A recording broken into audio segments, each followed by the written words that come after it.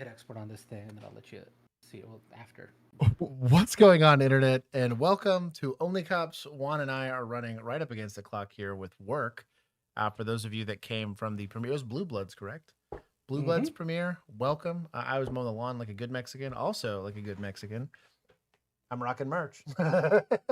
Totally legally. Oh, nice. Totally legally distinct. We're on so Team X. Actually, we don't even have to say that because these got blessed by the Pokemon company. Oh, did they really? They went through that. Yeah, they got like flagged and then reviewed, and boom. That's hilarious. This is like our only thing that's like very much. They're like, yeah, that's cool. That's okay. Anyways, we have merch. Juan will be proud of me for rocking some merch. I'm like still, you know, when you take a shower too quickly after doing like some sort of physical exercise, you kind of damn near sweat right afterwards anyways. I tackled my lawn today like a good homeowner. It was not a good time. But we have a excellent stream in store for you guys. I am very excited about it. I am, for the people playing bingo, if you'd like a bingo card, you can get one by being part of our Discord. Shout out to the Vigilantes for making that. I take my TCOL test tomorrow, so we'll see how much of all my stuff I retained. I'm going to study a little bit. After stream, Juan and I have to go back to work, and then I get to study, so I'll be awake. Technically, I have work in the background right now. Right. Exporting. So we stay busy here. But that'll be, so for the people on the Discord, you guys will either get a womp womp, I got to take it again next week, or you'll get an interesting announcement. If you'd like to get announcements like that to know a little bit about our lives and things happening in the background, you can do so by becoming a member of our YouTube channel or our Patreon community. Oh, they have direct access to our Discord. That is the only way you get in. There's a few illegal aliens. We have some friends of the stream that have gotten in there, but you got to really earn that. Take my tickle test tomorrow. Tweaky. Anyways, so I have you guys are also about to probably get a cat here on camera. But anyways, we always take, I said tickle. I guess they heard tinkle. Yeah. Tickle. It's probably my my Texas accent. Mac. If you want to know what that stands for, it's in the Blue Bloods episode. I put it on the screen. Because you mentioned it there too. Oh, nice. Mac is indeed. That's how long you've been doing this. We filmed that in October. Bro, for real. It's been. And you were like, I'm about to take that test now. And then and what sucks is in October, I had submitted the first time when they forgot to tell me I didn't take hours. They missed the hours they didn't catch this go around too when I called for like the third time to verify. They're like, oh, just kidding. There's one more class nobody's mentioned to you. And I was like, sick. So anyways, it's shall we say complicated. Normally when you just go through like a police academy, they're kind of set up to take care of all of those at once, but that's a full-time gig for like half a year at least to go to just nothing but taking classes. Been doing this in my free time. Mind you, most of them I don't have to take anymore because some of them are like forever credits. But during between cycles, they have not forever credits that they make you take all the time. I'm intending to get my advanced license and my master's license so that I don't have to worry about this ever again. But what's a master's license? Master's peace officer. We have different levels to peace officer license in Texas. So your basics, what you get right off the rip, that allows you to be a police officer. There's intermediate, which there's like an hours and time on criteria for all of it. If you have more education or you have like military time that you're stacking on top of your like regular police full on duty time or sworn time, you qualify for more. Advanced, kind of the same thing. And then there's masters. The criteria moves depending on, like, I get a benefit because I have a bachelor's degree that they basically give. They cut not half, but I think it's like 4 years off of how much seniority you have to qualify. And then there's the actual like training hours requirement. So there's a couple of specific classes you have to take, and there's like an hours limitation. You have to have so many hours, and they'll make you take like leadership courses and like dumb stuff like that. It's a PhD one, so you can be doctor officer, Josh? No. When I finish TCOL, because it's that's funny. Master's peace officer makes it to where you don't need additional training outside of state mandates. There you go. See, your boy Millennial gets it. Mac was indeed first. He's first mod and the first person here. I brought out a potato just for him, but I got him another potato. Jacob was indeed second, And I'm old Greg was third, so he can't accuse me of missing him today. I'm going to do the beginning. I always say hellos to everybody that's here in chat. So I'll be on the scorecard. Until then, if you want to skip forward to later, you'll see me click over, or I'll troll you and click over early. You have to do it a couple times, but that's when you know stream has actually started. I like to say hello to everybody. If you are here, drop a like so more people can get educated on a better way to do policing. Anyways. Sticks goes. That's Mr. Dr. Professor Josh to you. Stupid. I think I'm like still, I think 6 years away from being able to qualify for a master's peace officer's license. Like it's a long time. That is not something you just get right off the rip. If I got my master's degree, which I might as well have with the amount of hours I had to take, it would be less, but I already technically qualify for an intermediate. I just never submitted for it like an idiot while I was still full-time. That was stupid of me. I had all this extra training and they were like, yeah, you should be intermediate. Like, I don't know why you're not. And so I'm going to probably like auto do intermediate, and then advanced, I think I'll qualify for in like 2 years, which is kind of nice.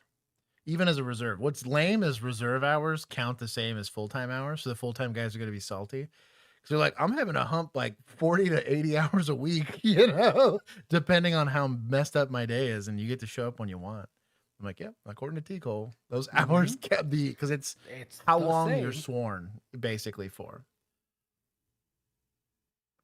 Hey, some people serve America by mopping floors. Some people do it by, you know, invading, I guess, Iraq or whatever. Or it's Iran now.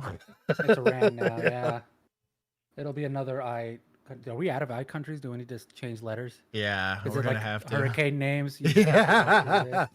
I guess we did start with A with Afghanistan, and then we went to I. Such a bad time. Let's see. Helena Handbasket. That is Christy. Welcome. Dorpin. Jacob. I guess Jay would be next. We do Jordan. Jordan. That's probably on the chat. I mean, let's be honest. I was talking to a buddy. They're an ally, but like, depends. Well, the sliding scale for that is that's what I was gonna say. It's like, what have you done for me lately?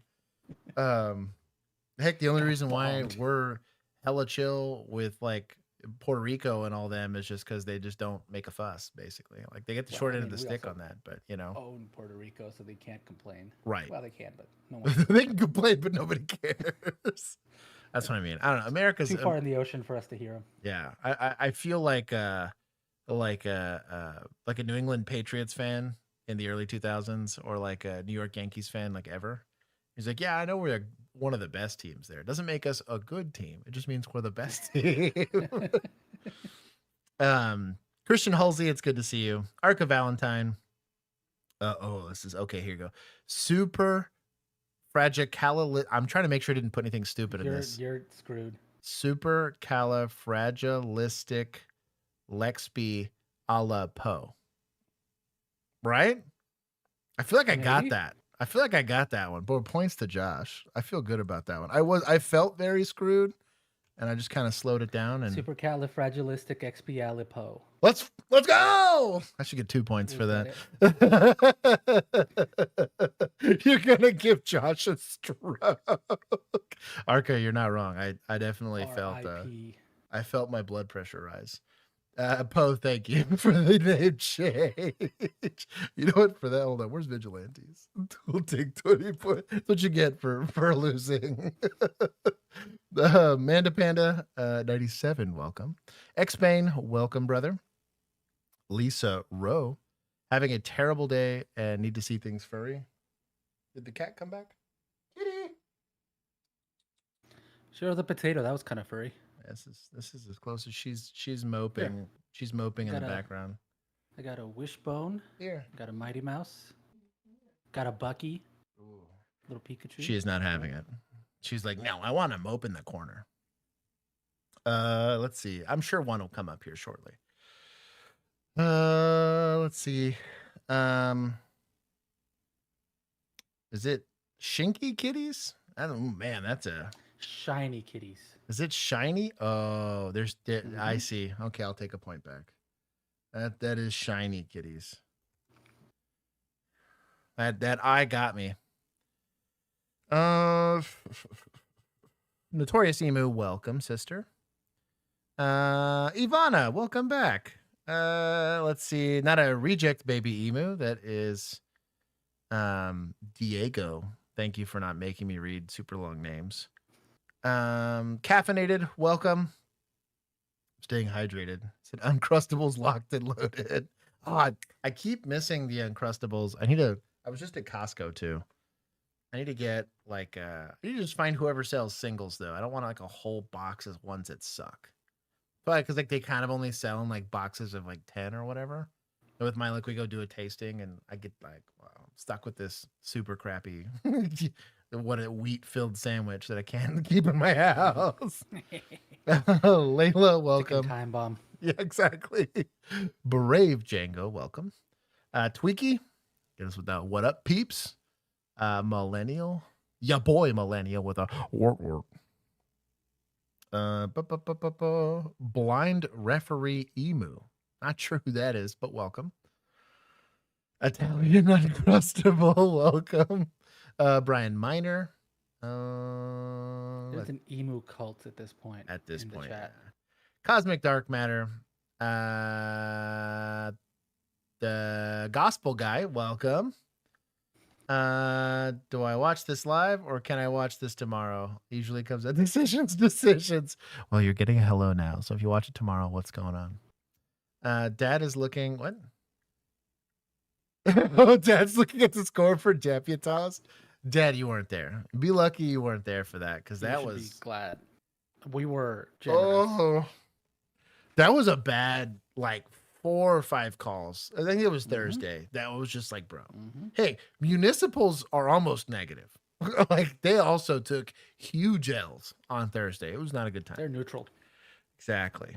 Join the emu cult, stupid. The Gospel Guy, you stay strong, homie. We bend the knee to no man or emu. Let's see. Brett, Custodes. The sun never sets on the emu empire. Exactly. Mr. Mom, welcome. S Gamer, welcome. Old Greg got caught losing points. Since he got us with the late complaint. Sorry guys, that Subway pizza really messed up my stuff. Actually, no, we were actually working. I was pretty lucky. My stomach has been doing very good. I got a solid. I almost did 37 hours on my fast yesterday, so I did pretty good. It did heal my gut. Did you have to do it after the Saturday pizza?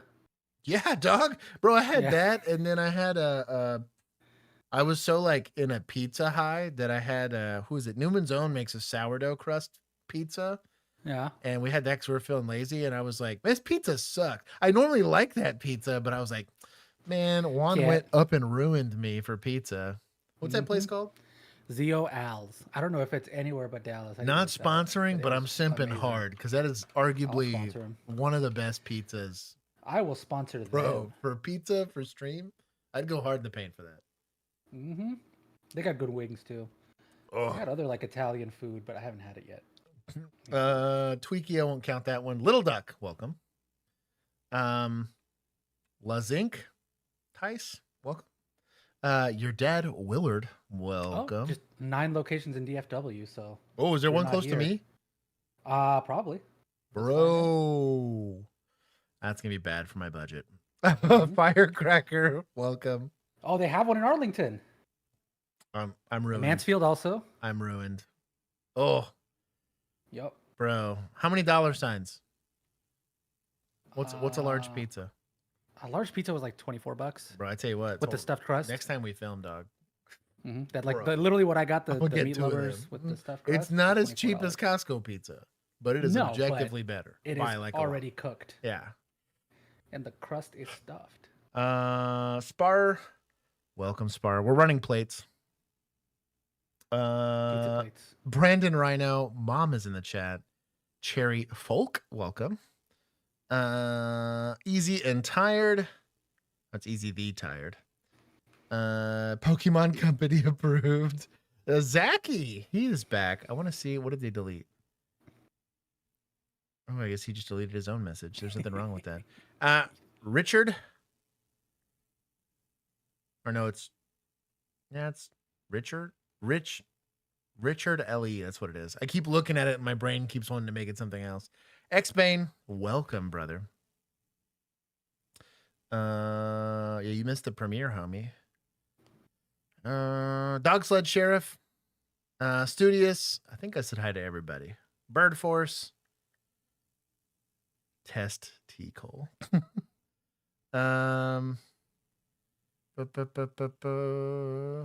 It's a Texas thing. It is a Texas thing. I'm caught up. Let's go. Okay, Virginia, welcome. Somebody tried to @ Virginia in the Discord. We kind of chuckled about that. I was like, her name's probably different. Skip my damn super chat. Oh, did it refresh? Oh, Spars, I missed as well. Can we get a quick points tally for good boys? Hold on. You missed like 3 super chats. We're pretty far. I what is this? Like that's 1,000, 10,000, 100,000, 1,000,000. Yeah, we're in like the trillions for good boys. Potentially quadrillions. Oh, I missed a lot. It refreshed. I am sorry, fam. I miss Sam. I miss Sarah. Sarah, I'm sorry. Chinka. Careful, Eric Garner tried to sell singles. Oh man, that's a deep cut. I'll let you guys Google that one. I'll give Vigilante some points for that. That's incredible.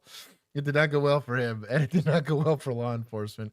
Greetings, mortals. Omnidan hitting us with the. You know what? For Omnidan. Oh, you're not gonna greet me, Omnidan? Damn. Yeah. Shut up. I will give points to. So far, it can't prove me wrong. I will give points a point to Municipals for Omnidan.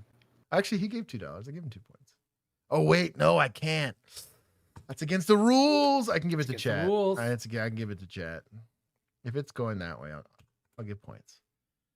Dan, sorry. Damn. Bro, Django broke me on that one. 80 billion looks like. Thank you.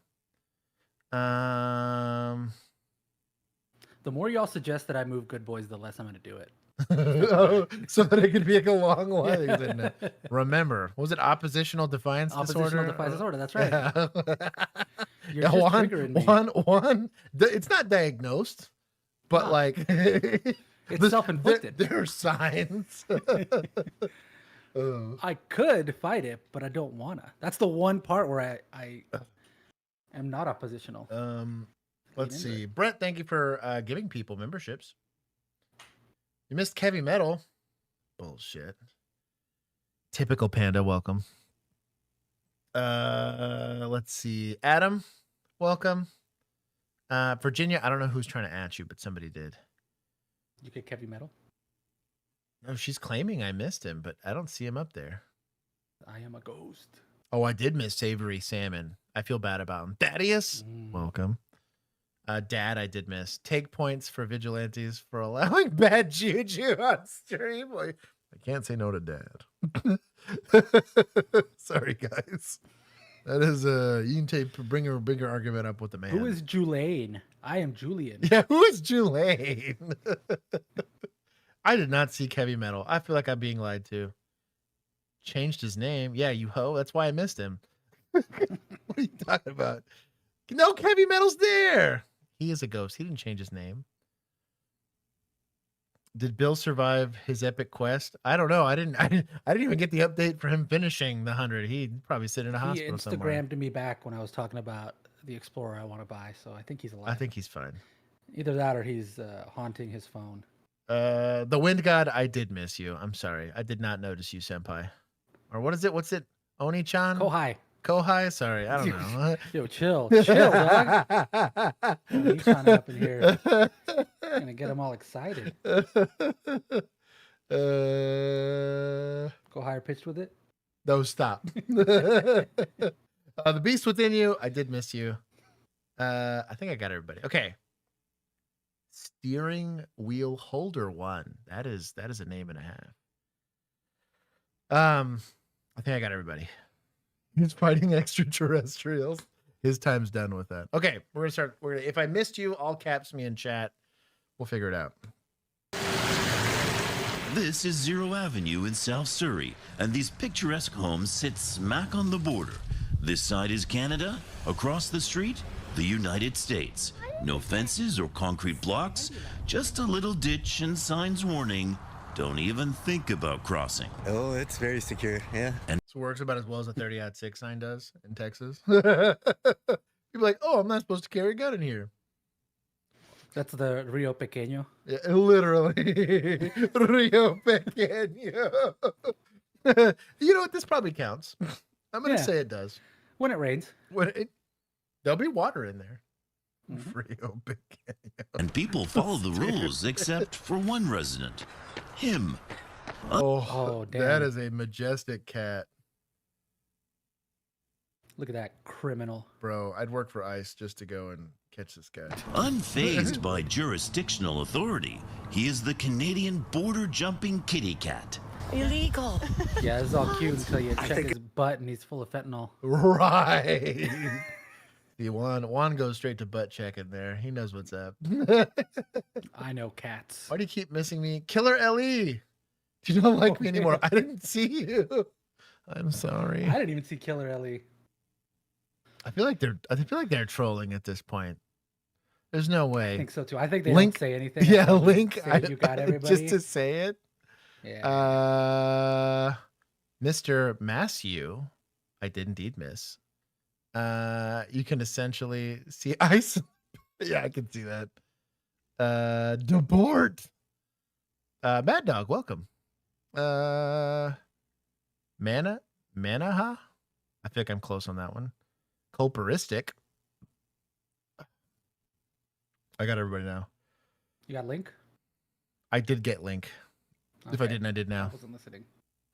It's because he's got 4 legs, not 2. Decidedly confident, ignoring the watchful gaze of border agents and that machine in the sky that's as useful as the dog as far as he's concerned. Several times a day, almost every day, he shows little interest in international law. Bro, look at this grass. So Texas, we get clay and green stuff that comes out of it from time to time. Like this, you see this once you get past like the Mason-Dixon line, probably a little further south than that. Or if like you this, pay extra for your water. And it's like really lush grass that just grows everywhere up north, and we just don't get down here. You could lay in this stuff. That's kind of wild. You don't do that down here. You lay in the grass, you get bit by fire ants. Bermuda grass or whatever it is.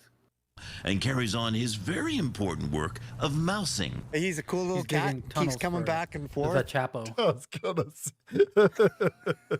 For the snow Mexicans. Yeah. And says hello to everybody. His name? What's Larry David talking about?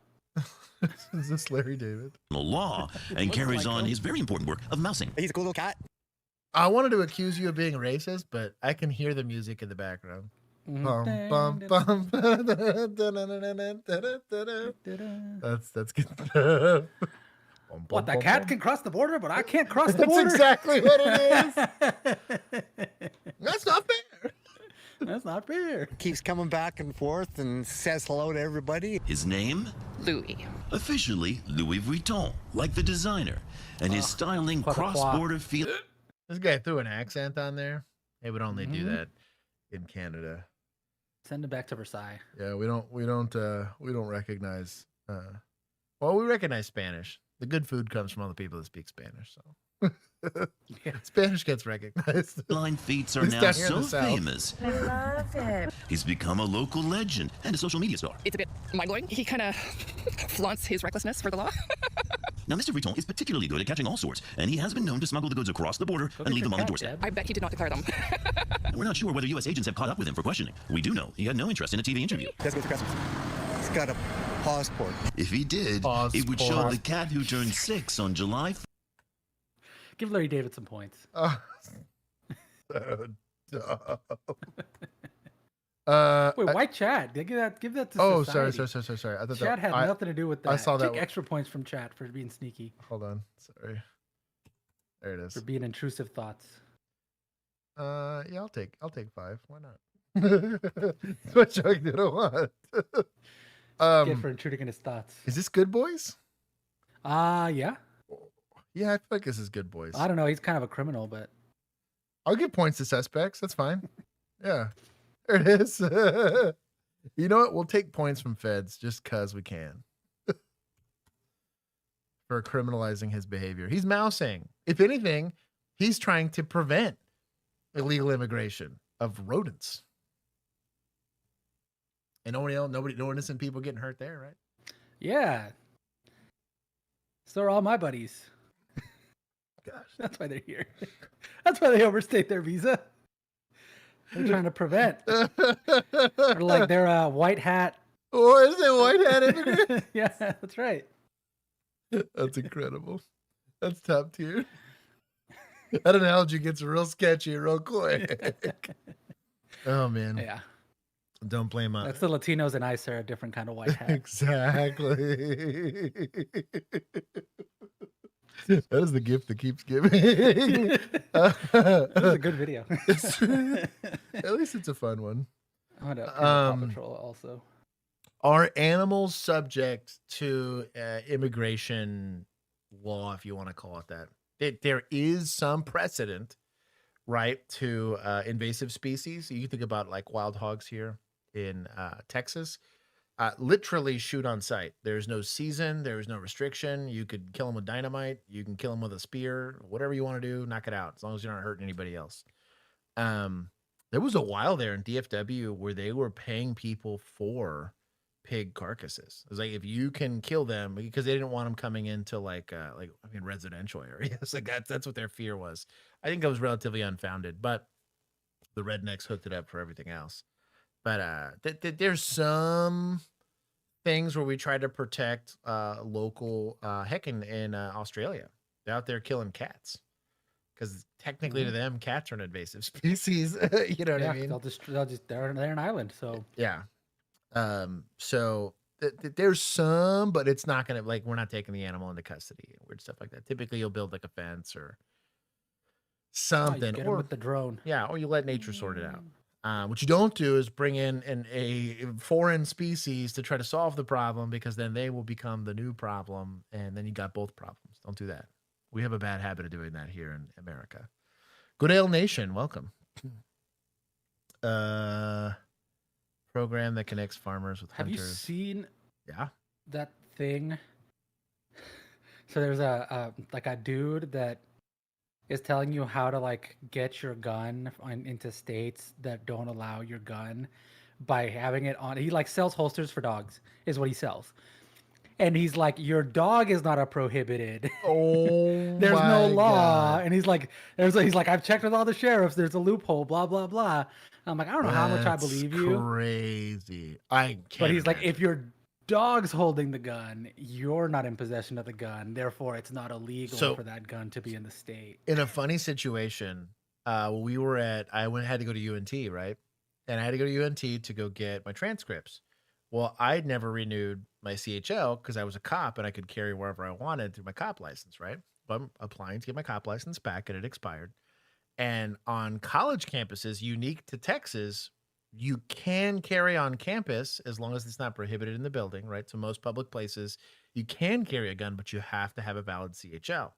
Mine's expired. So literally, I did exactly what Juan's recommending. I just had my wife carry the gun, and the game plan would be something sketchy goes, she tosses me the gun and I can sort it out. But theoretically, that is kosher in that event. I'm not a prohibited person. I'm just prohibited from concealed carrying it. The affirmative defense to having the gun at that point in time is there was an emerging threat.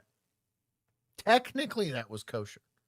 I'm too close to getting polygraphed to be even on accident breaking the law. So I'm trying to be on the up and up. But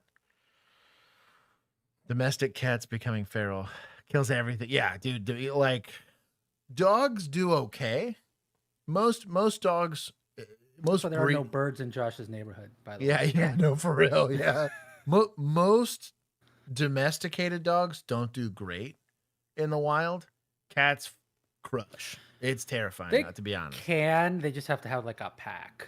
But that's what I And mean. They're but not. like, They're not like in the wild. They're like stray. yeah, but that's kind of what I eating mean out is garbage like and they stuff. they won't make it like in an urban environment or cats can damn near crush there. I think in the wild they do a little bit better because they don't have so many boundaries like fences and like. No, I think it's the opposite, isn't it? Because like stray dogs do fine typically because they can eat out of garbage cans and they can eat out of like. I think dietary wise, yeah, they're not having to Yeah. hunt as much or whatever. But Josh is saving the birds by housing the stray, bro. They're gonna have like a weird study in a couple of years. Be like, that's weird. There's no mockingbirds, blue jays. There's no nothing in this one little town, and it's like, yeah, it was an army of cats out here mass murdering birds. I mowed the yard today. I didn't even hear a bird chirping. It was kind of weird. I was like, yo, but I'll drive and I'll notice them, right? Anywhere else I'm at, but there's like probably like a 1/4 mile bubble around my house where like FAFO, that's South Dallas for It's birds. the quiet place. Yeah, for real. Anyways, we'll keep going. A Toledo police field training officer, someone responsible for shaping the next generation of officers, is facing serious internal charges tonight. Investigators say he showed up to work with alcohol in his system. And 13 Action News has obtained the internal affairs recordings of the interview with him. 13 Action News reporter Alexis Means live with the... This one's for Lisa and the people that want the cat. Kitties. Meow. That's a happy cat. Meow. jumped up in my Meow. She's done. Meow. Where's the rookie? Oak Cliff. Alex gets it. Oak Cliff be rough. They have a sign and everything to let you know you're in Oak Cliff, and yeah. The sign is to tell you to leave. At a friendly place. Story you'll only see on Action News, all new at 6. Alexis? Well, Lee and Sasham, the officer says he did not drink before his shift. Investigators say that evidence tells a different story. Bro. Mari comes out, and the breathalyzer shows that was a lie. That's what I'm saying. Everybody goes nuts in the jail. You better eat your damn food. Toledo police officer Spencer Hasted was required to complete a recertification test on a breathalyzer machine on December 9th. What happened next set off an internal investigation. He blew a .046, a result that violates department policy. What's going through your mind? That if somebody sees that, that's not going to look good. And like I said, I knew it was bogus, so they said just get rid of it. TPD's No. We don't get rid of evidence because it's either evidence of one of two things. It's either evidence that the device is faulty or evidence that you done messed up, Ron, right? Like there's no happy medium here. So either we need to take that opportunity to just have another officer do it, have somebody else do it, because if the device is faulty, then we need to find that out because then you'll be prosecuting people with bad devices, right? Like we're going to be doing that. We're going to be throwing out every DWI we've done in the last 5 months or whatever, right? Consequentially, if it is evidence of your crime, that's tampering. It's a huge deal. Survey says number one answer, Spar. Let's see. Muvie? I think it's Muveu. Muveu is for Australia. Welcome. Thank you for the super chat. For Australia. Let's see. First time catching live. Love the content. I was super interesting. Appreciate the fun presentation. We try. I'd touch some Aussie grass for you, but my rental only has AstroTurf. Just go That's pet incredible. a furry spider for us. There was a good friend of mine that was talking about Texas being the Australia of this side of the hemisphere, and I was like, I could see parts of that. It'd be like us or Arizona, which is kind of hot and inhospitable. We just don't have enough. We have the insects that are sketchy. We don't have the animals that are sketchy the same way they do. Oh, I've got some snakes. Also, our ocean is lame compared to their ocean. We don't have the Great Barrier Reef or anything. Our ocean blows. But good day to you from Texas. policy is clear. No employee shall report to work under the influence of intoxicants or smelling of intoxicants or alcoholic beverages. Video shows Hasted saw the result. He placed the printout in a binder, then removed it and took it with him as he headed back to work the streets. I realized that I made a very big mistake, and I had my mint nicotine pouches in my mouth when I did the test.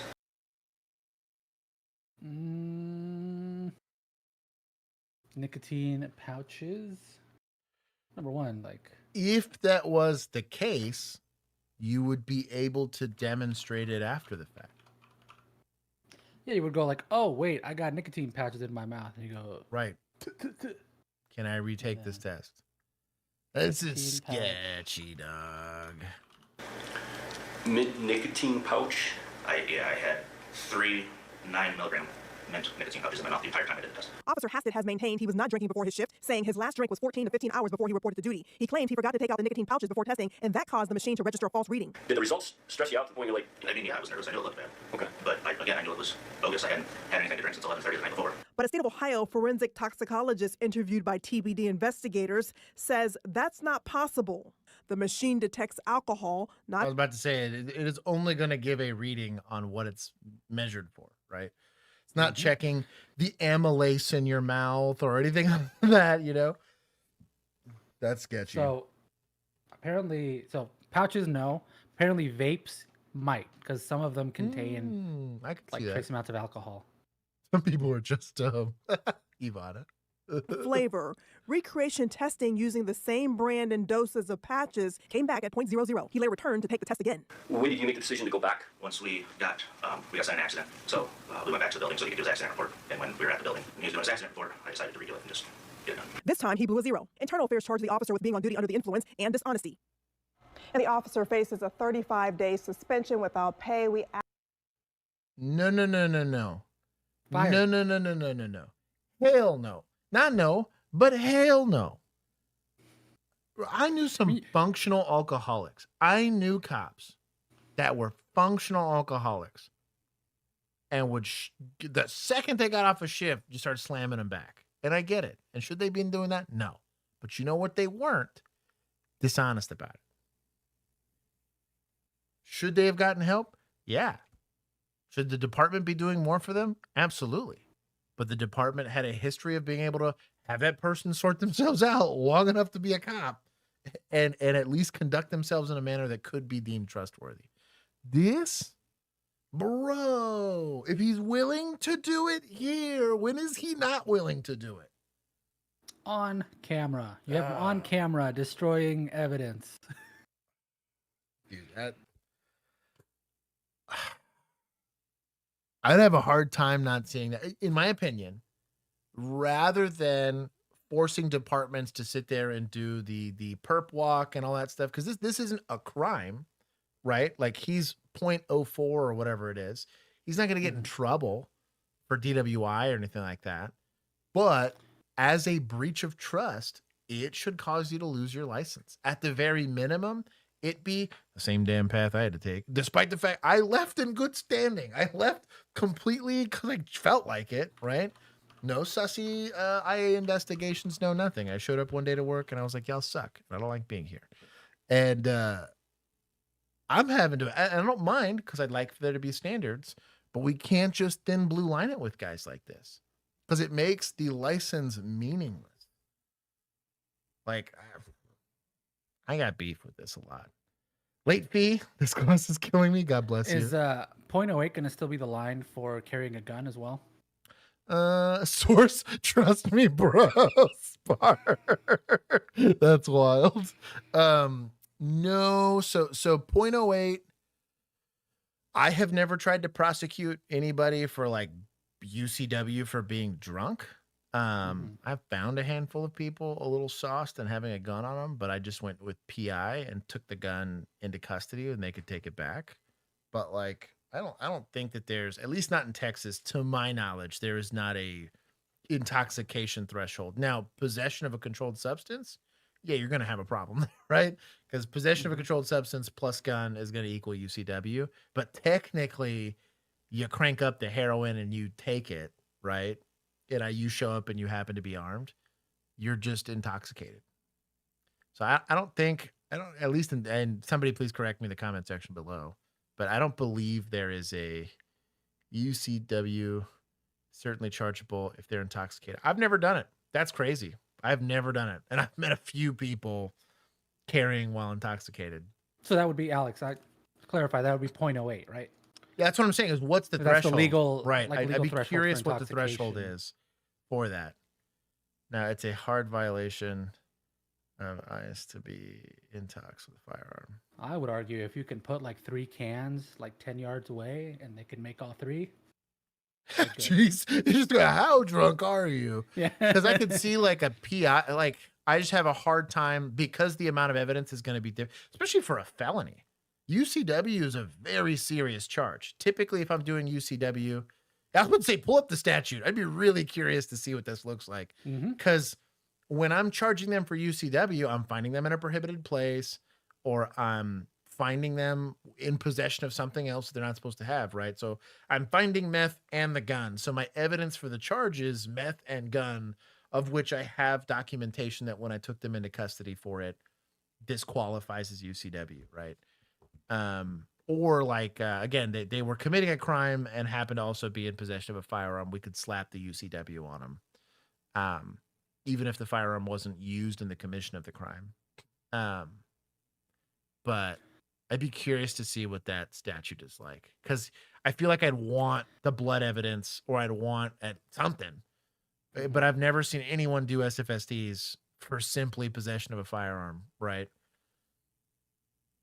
So it's sort of like the laws about parking your elephant, where it's like, yes, they exist, but right. extremely rarely enforced. Yeah, I'd be curious. I don't know. I'm gonna watch I'd be chat curious to see see how often that, because like, I feel like that happens a lot. I mean, it is Texas, and people just ultra chill weebs. I like that one. UCW is unlawful carry of a weapon in Texas. Kansas indicates 0.08 BAC. That'd be my guess. I mean, if that's the threshold where they believe that your judgment's impaired, doesn't specifically define what intoxication means for the purpose of this statute. Of course it doesn't. Oh boy. Well, and that technically will side on behalf of law enforcement. They're going based off PI standards. So all public intoxication says is you're intoxicated. Now I have to articulate what that means, right? So like I find you being slightly belligerent is not PI, right? But you fell through a glass window, punched somebody, and you know what I mean? It can barely stand and speak. I think it's easier to articulate. Medical didn't say he had a head injury. You know what I mean? He didn't have low blood sugar. We checked him for that, right? And I could smell. You mean I was having a good night until you showed up? Exactly. So it's gonna be. Is that a crime? Yeah. Look up UCW chapter. I'm gonna look that up later. I can't necessarily do it here, but so I'm assuming, yeah, not PI, DWI both have intoxicated defined. Yeah, that's what I'm saying. DWI has a very specific threshold. It doesn't mean I can't arrest because I'm doing it based off blood, not off of a so you can do it on your own property you control, or inside en route to their own motor vehicle, watercraft. What is that? Okay, I'm guessing that means walking.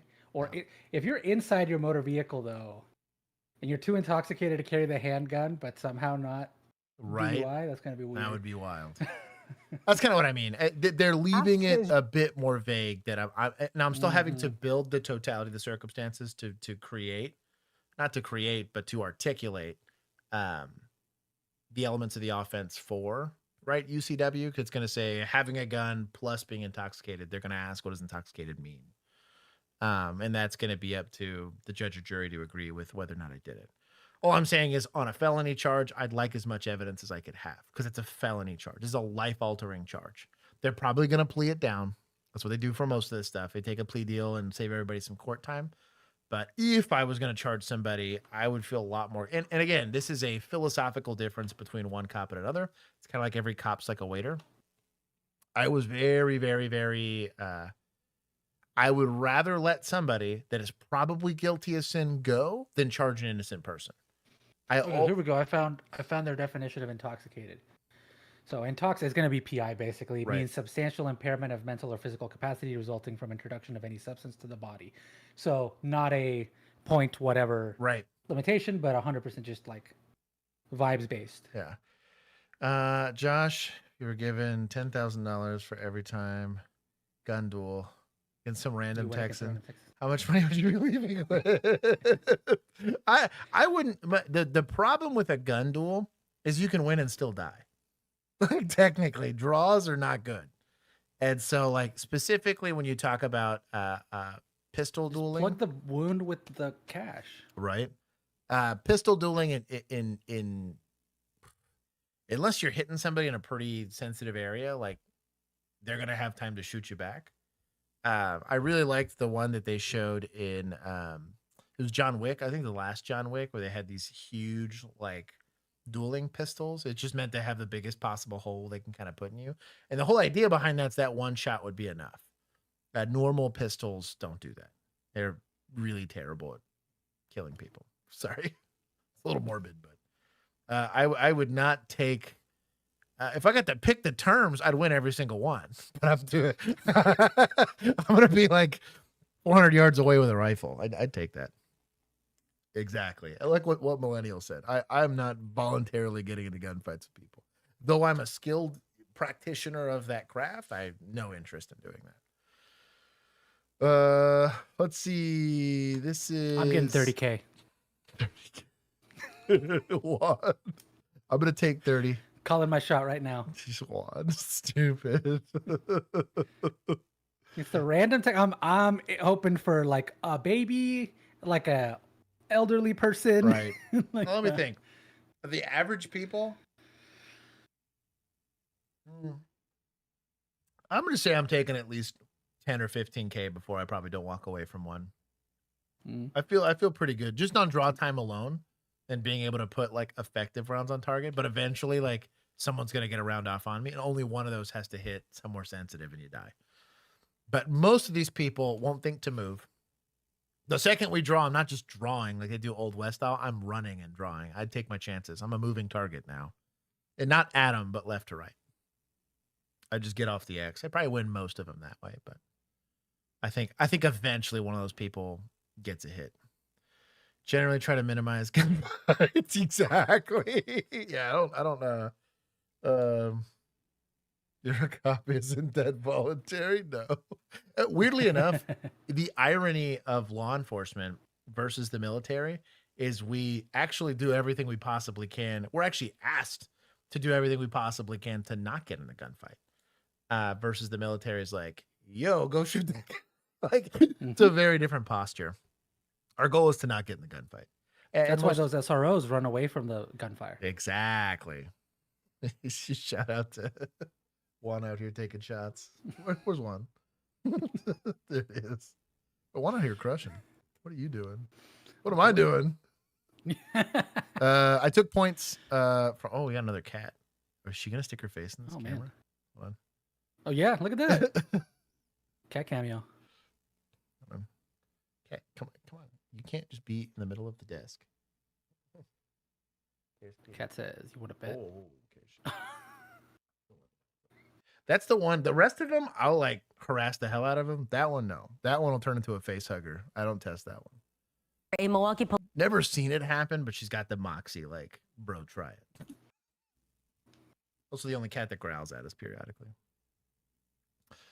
police officer shoots and kills a man he was trying to arrest. Dash camera video shows the officer clinging to the side of the suspect's truck before the officer opened fire to stop him.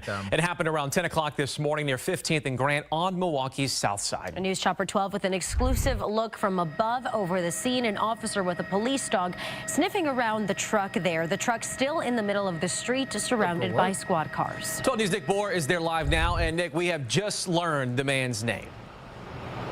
Right, he's been identified by family as 35-year-old Jonathan Otto. They shared a photo with us. According to the police chief, the police officer was accompanying a probation agent trying to arrest Otto for a probation violation.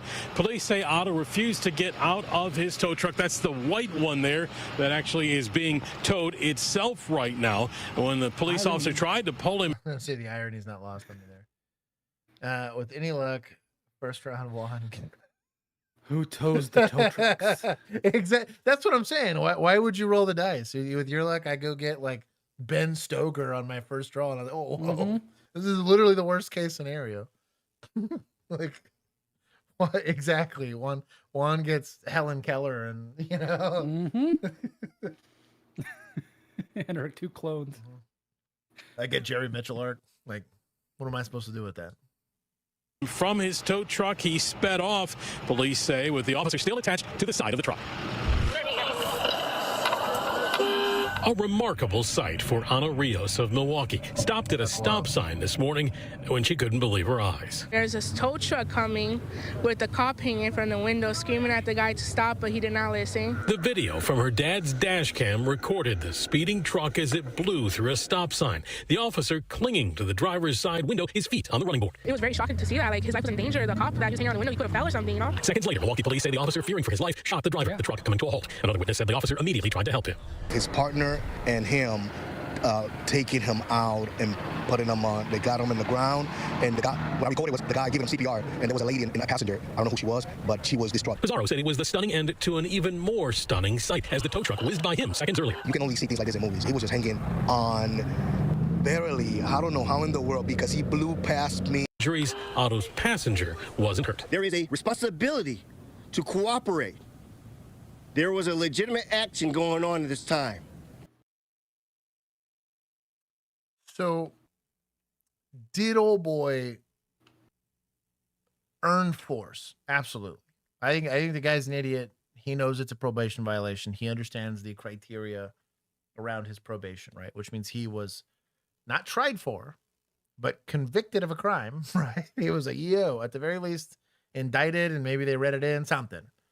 There was enough evidence that at the very minimum, the judge or the DA's office, whoever, believed that he was culpable, right, for a crime. He was bad vibes. He was bad vibes for sure, for real.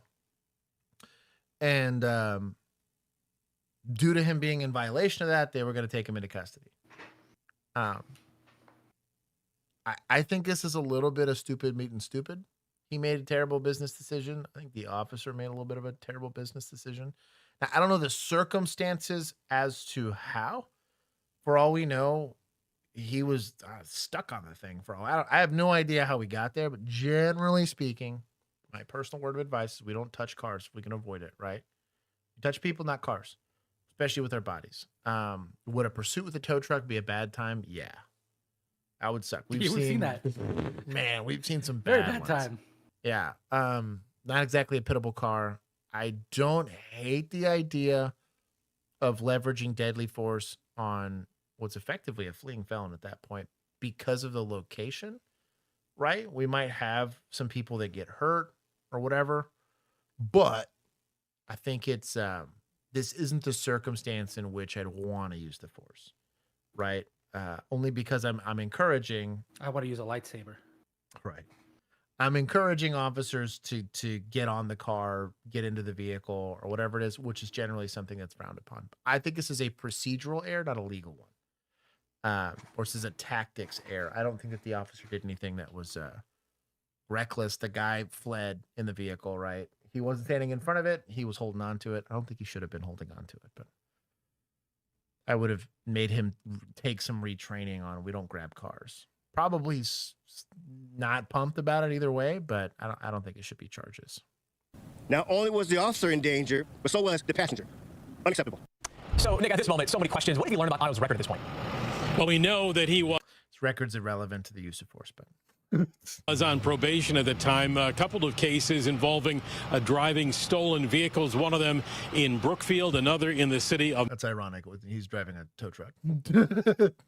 Milwaukee. Moments ago, we did speak with Otto's mother here at the scene about his criminal record. I'm not making excuses or anything like that. But again, his record is all fleeing and eluding. They're aware of that. That's what he was in jail for, fleeing and eluding. And why did the gun come out? Now, I did ask the police chief if the officer was able to possibly jump off or if he was entangled in that truck at the time. He said that remains under investigation at this point. It is still unclear. The entire incident being investigated by the Milwaukee area investigative team, that investigation being led by West Allen. Show the body cam. It's probably not going to show anything, unfortunately, just because it's going to be... That would show us the interaction up to that leading point. up to it at the very least. Did he decide that he was like, you're not getting away from me and jumps in? Or does he try to get out and gets caught? I'm going to take a decent amount of points from suspects because they fled creating these circumstances. However, I'm going to take 5 just because I don't like the idea of encouraging. I think the use of force was reasonable. Until I know how they got there, I can't sit there and accuse him of creating the circumstances that led to his use of force. For all we know, this guy turned the thing around and he barely got out of the way, right? And it just so happened that the only real handhold he had was there. We don't know. Yeah, it could have been like you're mid-car extension holding on to the guy. He speeds off. You're already moving before you know what's going on. Right. He's throwing it in gear. It's just like, man, when you are going hands-on with somebody in a vehicle that's still running, there's a handful of times, like there's an old lady or someone that's not really super aggressively like fighting me, that I'm probably not using a lot of force. But man, the posture's wild just because the exposure's really, it's a very high risk thing to do as an officer. There's a lot of times where it was the one that happened. It was that sketchy one where they stopped him for headlights, not having headlights in the rain or whatever. Where I was like, look, bro, so catching a right hook during a vehicle extraction happens. Dude, like, this is a huge risk for me, and it's a very vulnerable position for me to be in. Everything else that came out of that, and then obviously the actual law enforcement reason for them interacting with them, I thought was bullshit. But the force, I was like, that's reasonable. If you're not going to cooperate and we don't know what your intentions are, you're going to catch some force when you're in a vehicle. This is why. Just gonna be on the rookie neck. Beast within you. Oh my god. How many wands and Joshes does it take versus a gorilla? It depends on what we're armed with. I feel like if it's like fist fighting, it'd be like a legion of us. It'd be a lot. Yeah, it'd be a lot. I feel like if we're going medieval with it, I feel like we're smart enough to like swords and spirit, and then like have some. Oh yeah, with spears we'd kill it. Yeah. Oh dude, no problem. I feel good about that. We're relatively large and able-bodied people. You just got to maintain distance, and you're good. Yeah. Just poke at it till it goes down. I feel like guns would just want to. Oh, but guns. We would take. Yeah, we would take. Unless wait, but does the gorilla also get a gun? I'd take my chances. On that one, I'd take my chances. That's the $10,000 I'll do. Yeah, that's the $10,000 one. How many gorillas will you get in a gunfight with? Bro, I'll make $1 million bucks, man. I'll be crushing it by the end of that. Locksmiths need to be licensed. Interesting. Roofers don't though. No, roofers don't even need to be bonded, wild. Dude. That's crazy. So like, I'll give you a lifetime warranty out of business in 2 years. Exactly. Where's that warranty now? Exactly. You're gonna look down at your toes. Guys, I'm just following my friends back to my house. I'm not like these are like really hard tests. Can you guys please just do me a favor because you love bye or like sexy back? So like, do me one favor. They won't let you out. I did everything. They won't let you out. I don't want to do this. I'll just look at him right now. Arms, feet together, arms by your side. You're doing it, so I'm just going to re-explain it before we continue. There's no way they were trying to get out of this. That's crazy work. Arms by your side, feet together, and then you're going to keep your head straight and just keep your head straight. Only follow with your eyes, okay? Okay. You understand that? Right. Yes, sir. I can't tell if it's just an enormous officer or Justin Timberlake's just really small. Because it's like a Durango or something like that. So it's not like a big SUV. If this was like an Expedition, I'd say they're both just large people. But this is indeed Justin Timberlake. JT. My boy is swaying. Jeez. So one of the things that you actually have put in a report is when you're just randomly talking to them, if they're swaying, like it's actually like a thing you can mention. And my boy's doing it. My boy's struggling. Let's do well, maybe we'll let him see a little bit more before we do a BAC here. JT is 6 foot. So this guy is enormous. Like 7 feet tall. My gosh, dude. This guy at 6 foot barely comes up to this dude's chin. Golly. Clearly a reversal.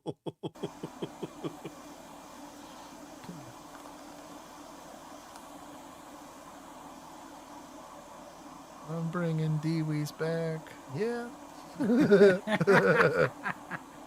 Oh man, that's a good one. These other singers don't know how to act. What?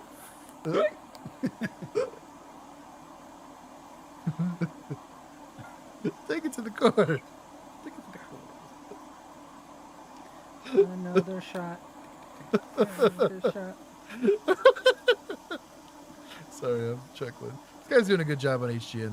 This is the. We didn't get to hear. They skipped around. We didn't get to hear if he did the disqualifications and what was the reason for the traffic stop. We didn't get any of that, but it's got the music in him. Hence the sway. Stupid. Todd, Erickson, you gotta put something in your super chat, homie. Let me love you. 6, go ahead.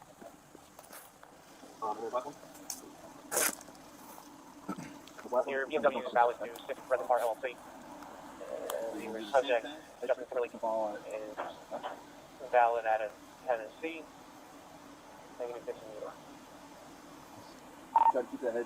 Thank you. My wife loves Weird Al. That's like her favorite type of music. Parodies? Dude, she's got the most cancerous love for parody music. There was that other time too, like late 2020. She was in the top half percentile for listeners for what was it? Bo Burnham's album that came out. Oh yeah. Like, dude, she was about it. I would come into the house just randomly here. I was like, oh, it's Bo Burnham again. Welcome.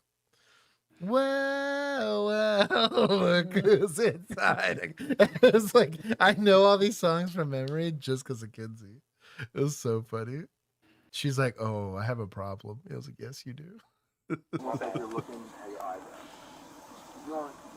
can keep your head straight. That's cool. Your wife is awesome. My wife is. When your eyes go up, it's going to be almost like you're looking at your eyebrows. Got you.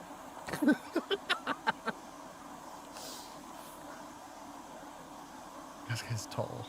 Golly. All right, the next thing is going to be called a walk and turn. I'm going to explain this to you, and then you're going to go ahead and do it, okay? So I'll explain it in its entirety, and then we'll go ahead and do it.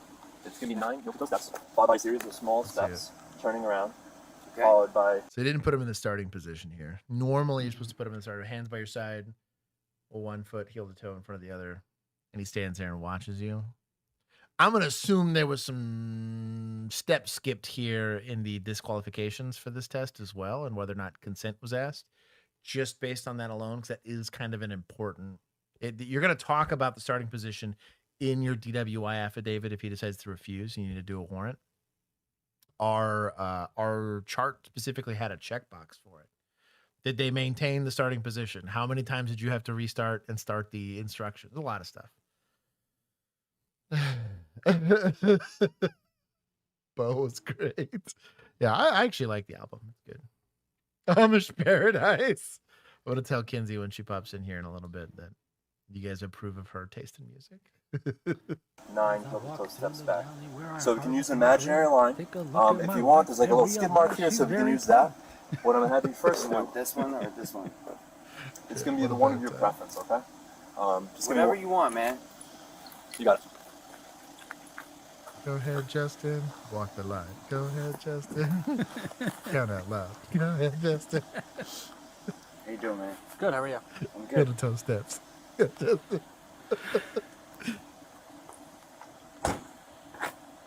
Hands in pockets is not also part of the test. What about arms crossed? This is just not the starting position at all. We'll start right here, and then we'll continue down this little skid mark here, and we're going to have an imaginary straight line. So something else that you want to clarify before you do instructions and all that stuff is that does this road seem even and level and clean and not slippery to you, right? You want to confirm with them in that moment that this is a fair place to do the test. Let's say they say no. Can you still proceed with the test? Yes, because they're consenting to the test, but it can be problematic. Okay. So what I'm going to have you do, put your left foot on this imaginary line. This one. Yep. And put your right foot in front of your left. And what you're going to do, you're going to stand just like this. Left foot on the line, right foot right in front of your left. And you're going to stand like this. And I'll explain everything, and then we'll go ahead and do it, okay? Okay, so left foot on the line. We're redoing it. First. And you're going to put your right foot in front of your left, stay just like that, okay? You're going to heel to toe like this. Heel to toe. Put your left foot on the line. You're going to have your right foot in front of your left, heel to toe. Here. Okay, so we're going to put our left foot on the line first. Put your right foot in front of your left, heel to toe. And you can stay just like that, okay? Hands by your side. So it's going to be a series of small of... Good job on the backup officer actually being there. He saw that he was stumbling to go catch him. That is your job, right? He's also capturing the interaction. So he's standing off enough to see the interaction, but he's still close enough there from a safety standpoint to step in. You don't want this guy falling over and incidentally curb stomping himself here. That's what you don't want. One of the first cassettes, Kevy just aged himself. You realize he fucked it up? Yeah, Alex gets it. Man, the amount of DWIs I had to work, like, I know it's arms at your side. I used to say palms, like on your put your palms like on your pant line, basically. It is arms as it's instructed, but I would typically, when people would get squirrely, because what they end up doing is kind of still bringing, they'll keep their elbows pinned, but they'll still bring their arms out. I said, no, like keep your arms flat. 9 heel-to-toe steps.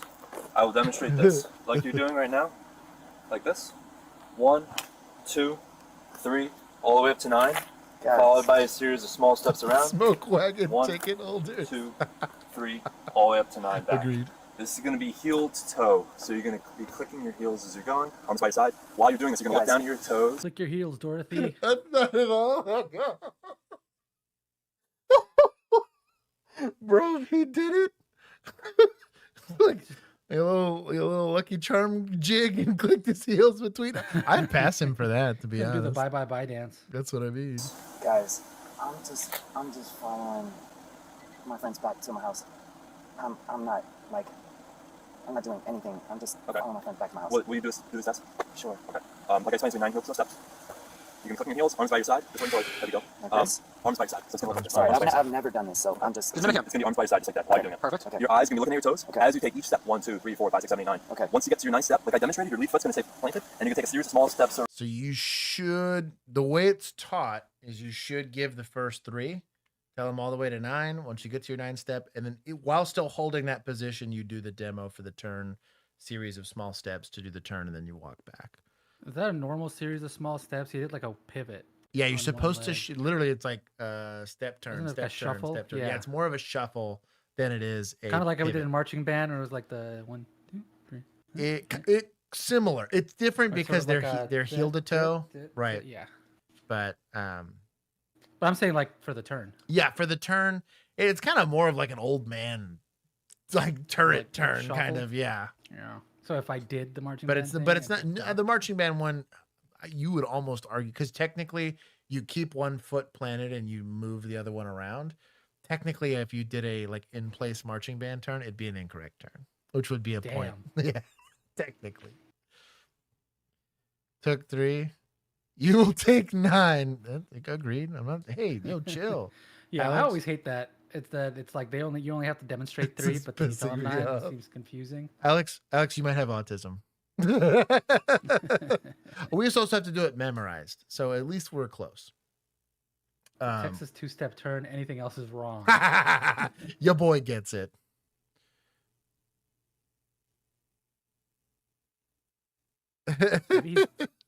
Round, followed by 9 heel-to-toe steps back. Okay? Again. Yeah, so the issue in general when you do it, if you're deviating from the way that you do it all the time, there's going to be a problem. And if you're deviating from how it's taught, it's going to be a problem. As you walk, you're going to be counting those steps out loud, looking at your toes. Arms by side the whole way. So you're going to start with your left foot in line. Okay. Right foot in front of your left. You guys say like that? So you should have been in that position again the entire time. There should not have been you shouldn't have to be if you're having to reposition him. I would ask if he thinks that he can continue doing the test. I'm going to assume that's a no. Obviously, you'd like to do the test if you can, because it's more evidence towards probable cause, but you don't necessarily need it. HGN would have been enough. And then just like this. Stand there until I tell you to start. Like somebody thinks that about you. This is not. I would argue this likely all gets kicked because it's simply not standard. Almost all of it. It's going to look like that. We'll start, okay? We'll start. He's going to tell you when you're supposed to begin. He just wants you. I'm sorry. You're all good. He just wants you to be in position. He's going to basically tell you when to go. Get in position, and then I'm going to say you may begin. Okay. So left foot in line. Okay. Right foot in front of your left. Right. And you may begin. And then just walk. I'm sorry. Here, ready? I'm a little nervous. Left, right foot in front. You're going to look down. Ready? 1, 2. Here's the senior officer. Okay. 3, Got you. 4, like that, So okay? you- Hang on. so- Let him tell you when to go. Let him tell you when to go. He's got to tell you when to start, okay? Sorry. No, you're good. Don't worry about it. Sorry. No, I want to make sure. We want to make sure you do this right. Officer said, "I know that I can't take no more." Is this my line? It ain't Perfect. Yep. Imaginary line you make, Rookie that's the line bye you're gonna walk. And you maybe can. Ooh, that's a struggle. Be sure to count out loud.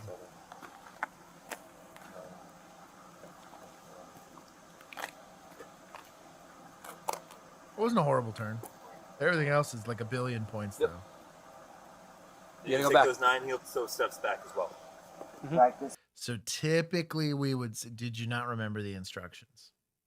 Because we asked before you start, do you remember the instructions as they were given to you? It's a lot of that stuff, yeah. There's a lot of like, I just let this kid screw up these SMS. You're supposed to just let him do, because like that's the whole reason, again, why it's standard. He's in the standing position. You do all of it. Do you understand the instructions? Yes, I understand the instructions. Okay, go. Whatever he does, he does. You say, do you believe you're done? Yes. Cool. Let's move on. Because it's not a pass or fail. You're just simply looking for indicators. Like he wasn't able to remember it. He screwed up the little bit that he did, right? Like all of those are going into factors into why you believe that person is intoxicated. And when it plays out in court, like it's an issue. There you go. See, millennial gets it. It's like millennial's done a DWI or two in his life. Yep. Same way you went. I wouldn't have reiterated. One leg stand, it's called. Let's see. So, either foot, one of your choosing, you're going to raise approximately 6 inches. Kind of the same thing. When you're demonstrating instructions here, feet together, hands by your side, arms by your side, whatever you want to say. You're supposed to just kind of stand there. You're also going to indicate whether he's swaying or not while you're giving these instructions. You're going to demonstrate it for him. Take a foot, whichever one. You're going to bring it 8 inches off the ground. Count out loud till 30. You understand the I thought it instructions? was 6. We're up to 8 now. What's this inflation? What's this inflation? Off the ground, keeping your foot parallel to the ground. You're going to be looking at your toes, counting loud as follows: 1,000, 2,000, 3,000, 4,000, and so on until it takes stop. Same as the other test. You're going to be keeping your arms by your side. You can start with the feet together if you'd like, and you're going to be raising either foot of your choice, left or right. Does not matter. It's your choice. Foot looking just like this, parallel to the ground. You're going to be looking at your toes, counting loud. This to me is the least fair test, in my opinion. 1,000, 2,000, 3,000, 4,000, so on until it takes stop. Do you understand that? You want me to re-explain it? Tell me one more time. You got it, Norris. I'm sorry. So, Don't worry about it. We want to make sure that you understand everything fully, okay? You're going to count his foot. This is Whatever, taking forever. Just bring it right back up. Golly. Similar to that, yep. Arms by your side, and then let me know when you're ready. So you put your foot down, and then we'll start. Done, okay? Let's see. Hi, are you with Justin? Okay, perfect. Yeah, we're doing a test on him, okay? Help us. What's up? Help. You need help? No, I'm just kidding. Okay. We're just doing a couple of tests on him. I need you to hang it over here just so you don't interfere with them, okay? Unless. Hell no. I just need you to hang out. Go back to your car and leave. Hell no. So, what is equal application of the law? And what does it mean? And what are standard operating procedures? And what does that mean? Equal application of the law is a philosophy where I treat everybody the same, regardless of their standing, race, whatever. What do you want to call it? Doesn't matter who they are, what they are. All I do is look at how does the law apply to the situation, and I'm going to administer it as such. And I do that, equally, right? Standard operating procedures are guidelines that we create for ourselves, oftentimes in the interest of safety and or to maintain that philosophy of equal application of the law. Generally speaking, I don't let people approach traffic stops. I don't let people approach unless they have a reason to be there or they're like a material witness to a crime. Sure. Am I saying that I'm not going to talk to this lady? Sure, I can talk to her. I can politely say, hey, ma'am, we're currently conducting a DWI investigation. Do you know who this is? Yeah. Oh, where'd you guys come from? This is an excellent opportunity to potentially mine her for information because she's an idiot. You wanted to interject yourself here? I'm going to find out if you guys are drinking or not and where you were drinking. And I now have a material witness to that. I'm not saying that there's no use of having her here, but she's going to tell me to pound sand. I'm not going to answer your questions. Cool. Well, did you go back to your car and leave and or stand across the street? I will arrest you for interference if you interrupt because I need to still be with him.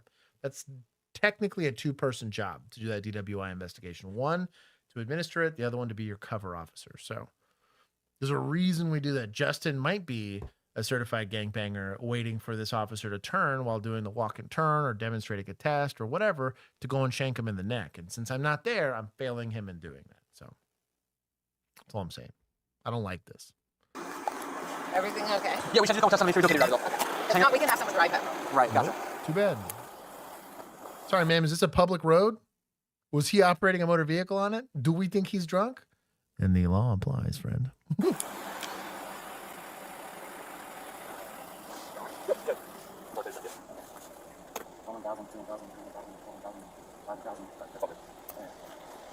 By the way, these are like really hard tests. All right, so the last thing is going to be a pre-screen test. Yeah, Tico's dumb. Omni dead. I'm almost done. I'm potentially, what's dumb is I'm one day away from having to do more training, which is stupid, but in a good way. I'll be doing it in a different capacity at that point. Omni Dan, God bless you, brother. So this just lets me know where you're at. And then if you're below limit, you're going, you just maybe someone else will drive. It doesn't seem like you're there. What? Where you're at.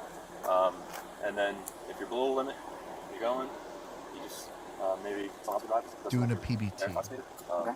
So just 1 second, I'll grab it. Still have our gas? 97. What are we at?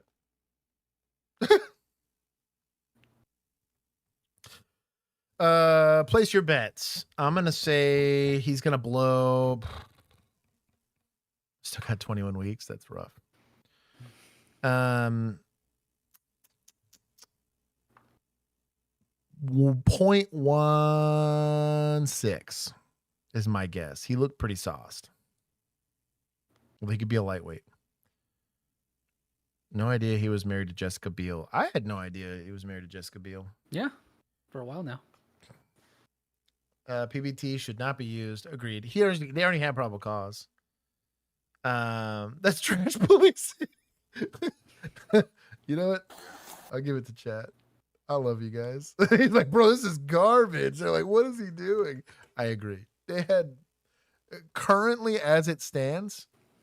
Well, the SFST investigation was kind of shit, but all right, I guess we got to do a BAC poll. I'm just letting him put it in the chat. Okay. 0.2, bro. Mom's getting after it here. Golly, 0.98. I wouldn't do 0.2. I'd do like 0.15. 1.7. He's seems coherent reasonable. enough. He just can't control his body. 1.9 seems reasonable. I think he's a lightweight. 0.09. Lisa 0.69. Respect. Millennials like Batmobile. Mr. Massey said, imagine if they named their child Batmo. Oh my God, that's incredible. Last name Beal. I guess it'd be Batmo Timberlake, but I prefer that he takes the I like 1.7 too. Yes, sir. 6.7. Time to stop. You guys are dumb. 420. You're stupid. Yeah, if we could have you just hang out in the front of the car, mentions okay? me. Thank you. Yeah. Down the street, not in front of the car. Down the street. Get the hell away from my stop. I appreciate it. Time of stop was 0020. You should ask nicely first, but add nicely turns into very mean very quickly. Time now is 0030.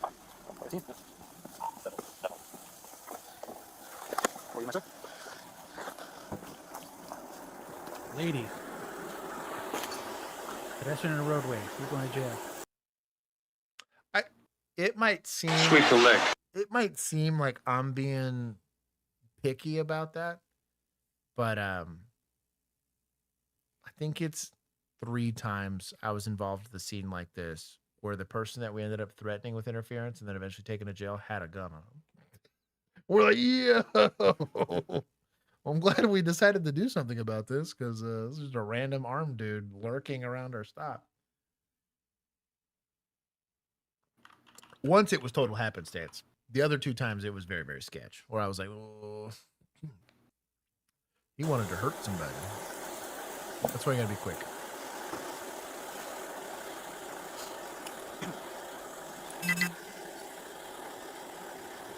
Try. Well, he was already operating the vehicle, so we need to make sure that he's okay. He wasn't operating the vehicle. Under kind of camera. Got it. Cool. If he's all good. Can I charge my phone? Is that okay? Yeah, you can go to the vehicle. Okay, thank you. Yeah, it's fine.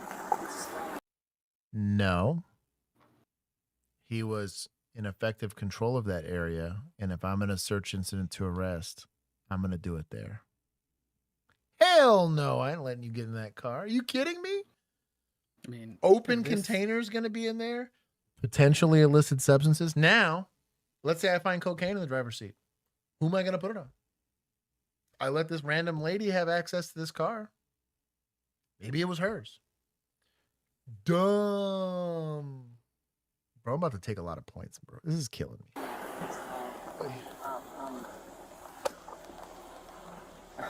All right, just turn around for me, please. Oh, they already did the PBT? Oh, no. No, he refuses. Oh, nice. Okay, I'll take you right in. 9-7 Nicholas, 132, 190. Whoa, man, resisting JT? Lame. Another way to get home. Can I drive? What's the point of being a celebrity if you're not gonna take advantage? Can I drive? That depends. Are you willing to subject yourself to standard field sobriety? Have you been drinking? No. You haven't been drinking tonight? I had like 1 glass of wine. Okay, no problem. Is this how you relate friends? Friends, obviously. Okay, if he's okay with you driving the car, you don't look you're fine to me. But I don't look fine. You look fine to you. Oh, I was We don't take guesses. like, wait, no, what? you look kind of the front of the car. What do I look like? You look kind of the You think front of they're the car. trying to fill a little scorecard? They're gonna just catch her 2 blocks down the road? I guess, dude. They're just farming DWIs at this point. Yeah, a little entrapment. Oh my god. So no, you're fine. So at this point, I know my hair sucks here, but like I usually look at. So at this point, he's coming with us. But I want No, he's not. Yes, he is. No, why? He's being arrested for trafficking. Stop it. No way. Don't say it. Yes, come out with us. Okay. So you're okay to drive. Okay, I don't see any. You're perfectly fine. Your speech was slurred. You're arresting us in public right now? Yeah. Stop it. Yes. Why? He was trying to go. He wasn't. He killed every single one of our That car. He's police lobby. I'm gonna see if she can take the car. Okay. Okay, drive your car home. Do you care if she takes your vehicle tonight? You okay with that? Okay. Thank you. Ain't no other lady gonna take my car tonight. My car. Okay, Esty, miss. And then he's arranged No. for the morning. Unfortunately not. And then What happened? I stopped him based on observations. What was he doing? Tell me what happened. He was unable to maintain lane, but I'm not going to continue. We're going to get him back, okay? 'Cause I'm not going to. This is a private matter with us and him. Okay. Hold on. Okay. So Hold on. this Can is, I? This is the registration of the vehicle. Just make sure it stays with the vehicle, okay? I have his phone. Yeah. Yep. Can you guys please just do me a favor because you loved bye bye bye or I'm like happy- sexy back? so- Like, I'm do happy- me one favor. Let me ask him if he wants me to give him his phone. Yeah. I mean, This is that's- insane. So it's not going to be a long thing. I'll let you walk up real quick. Please. You want to Let's say your let's- bye-bye let's buys? Take a breath. I'll let you walk up real quick, but that's going to be it, okay? I'm gonna say that I'm not letting this lady who just verbally admitted to me that she consumed a glass of wine in the same amount of time that he also probably consumed, however much alcohol he consumed, right? You're either going to submit to the PBT so I can know, or I'm going to at least do HGN to know whether or not you're intoxicated or not. If you are, get an Uber. Like, they exist. Sorry, we're towing the car. But I think she's probably a little intoxicated. But that's currently a guess because they're not investigating. And that doesn't mean we're going to take her for PI. She's being reasonable here, but... A favor. We talk right here, okay? Keep it. Also, I never let this happen. Nobody approached my car while there was a suspect in there, or an arrestee at this point. Hell no. Not no, but hell no. They're called standard operating procedures for a reason. She could be taking drugs off of him, for all we know. We'll give it to you when you're out. Do you want your possession? Who should I call? What do I do? Tell me what to do, quick. I don't know. Who's your lawyer? Tell me your lawyer's name. That's all I He'll need be allowed to know. call him when eventually, okay? This is For now, insane. Mr. Timberlake, just do you want us to have your phone or They not? will let you out. I did everything. They will let you out. Let me out. You guys, come on. No, Mr. Just let me drive him No, home. Mr. Timberlake, do you want your phone call from our lines later tonight, okay? As well when we release. Oh, is this Topanga? Okay. Thank you for your cooperation. No, that's homegirl from Mormon Wives or whatever. The one that was going to be the Bachelorette, and then video came out, which I was like, because I remember, I don't think we saw that body cam, but I remember it coming out forever ago. But it's like an hour and a half long, so we didn't watch it on stream. How many damn? Like that was 3 years ago, And then randomly it comes up again when she's going to be the Bachelorette. It said, these guys are demolishing the municipal score before I even get sworn in. I'm going to be, welcome to my life. I'm going back to just try to bring it back. And we are not bringing municipals back. Yeah. We're just digging the hole. And that's a fact. Yeah. Anyways, I'm going to take 30, terrible DWI investigation. We didn't get a reading. I guess they omitted that from he refused. Let's see. I'm gonna check real quick. You're gonna look down at your nothing on the disposition. It probably just happened, that's why. Dumb. We'll do this.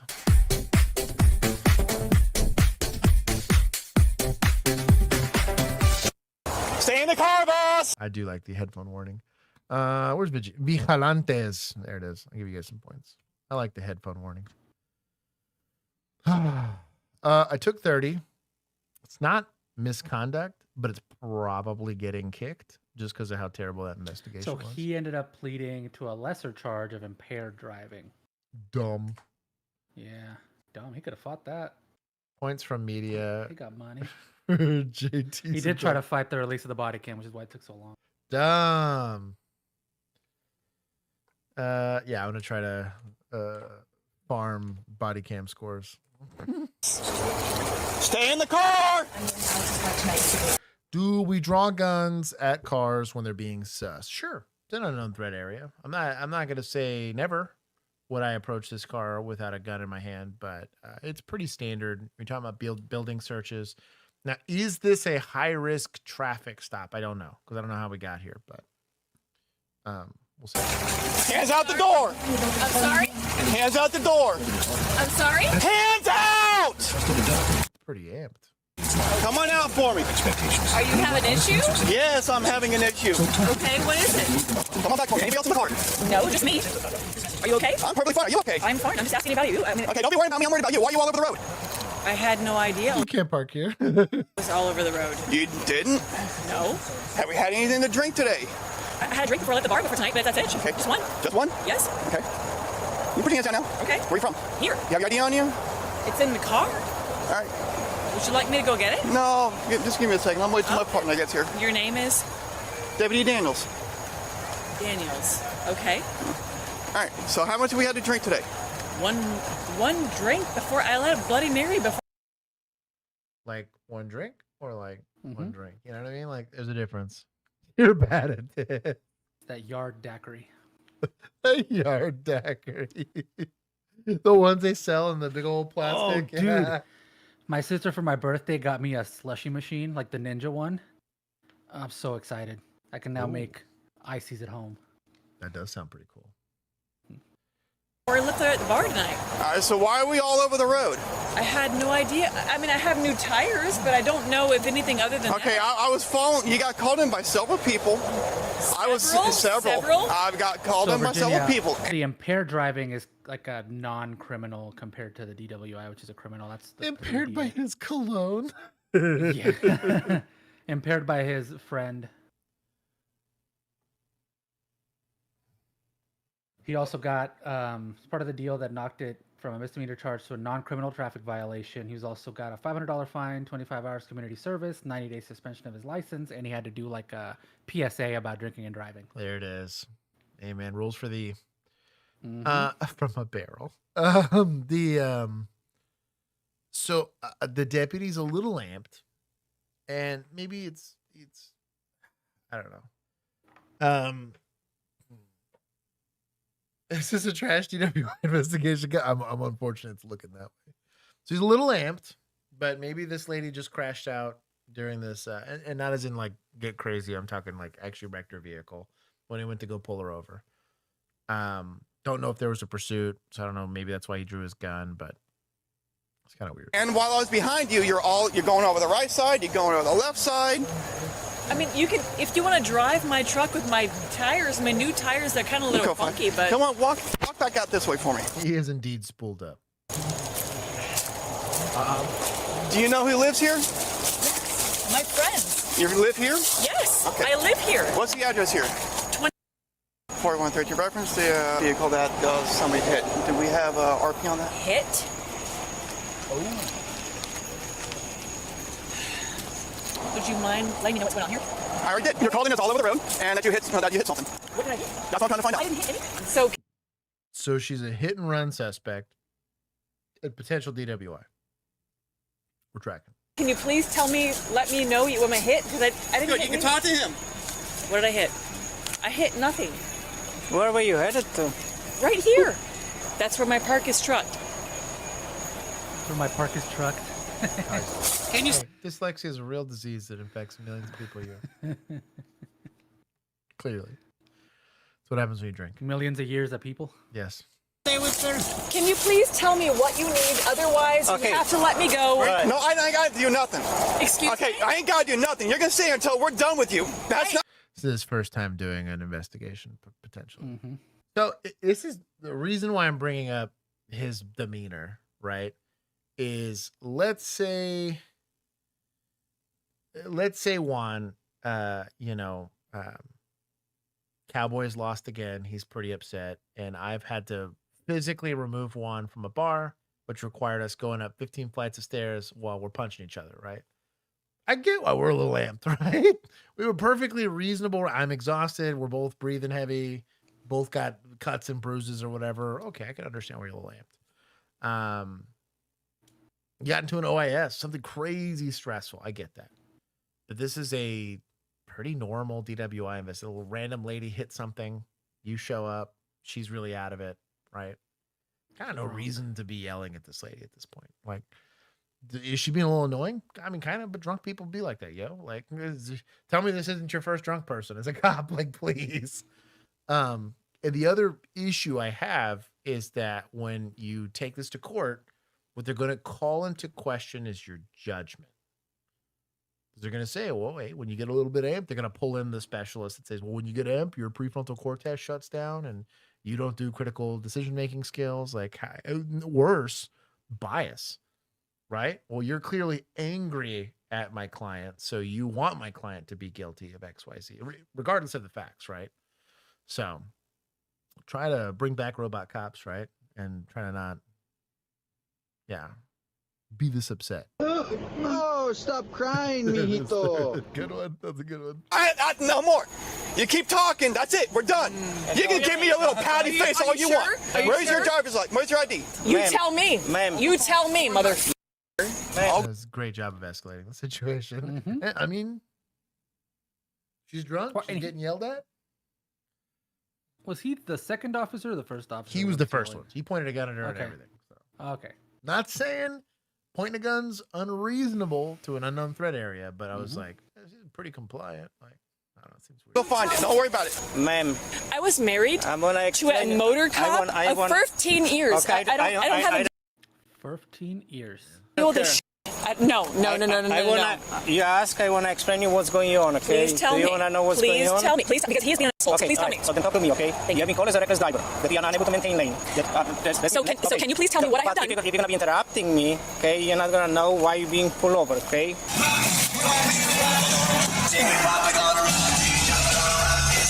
You're being... I was married. I was married. You don't want to know, right? To a motor cop for 15 years. So please tell me what you need from me so I can go out. Okay. What do you need? Right now, you're a suspect in a hit and run case. Okay, we're investigating. Hit and run? You're detained. You're not free to go. Hit and run? Yes, that's what we're trying to find out. What's your name? I'm sorry, I had no idea. What's your name? Okay. Please tell me what you're trying to do. If it's a misunderstanding, you're gonna be free to go. But you need to find out. So you need to relax. We're just investigating. Okay. Okay. Nobody yet said that your name is right here. Oh Jesus Christ! It's not Jesus Christ. What's your name? No, it's 2/3 to the way. Don't touch me. Can you tell me? Do not touch me. Can you tell me what that says? What's your name? It's Deputy Hlebanowski. She's got two different actions. What? That is a name and a half. Yo. A what?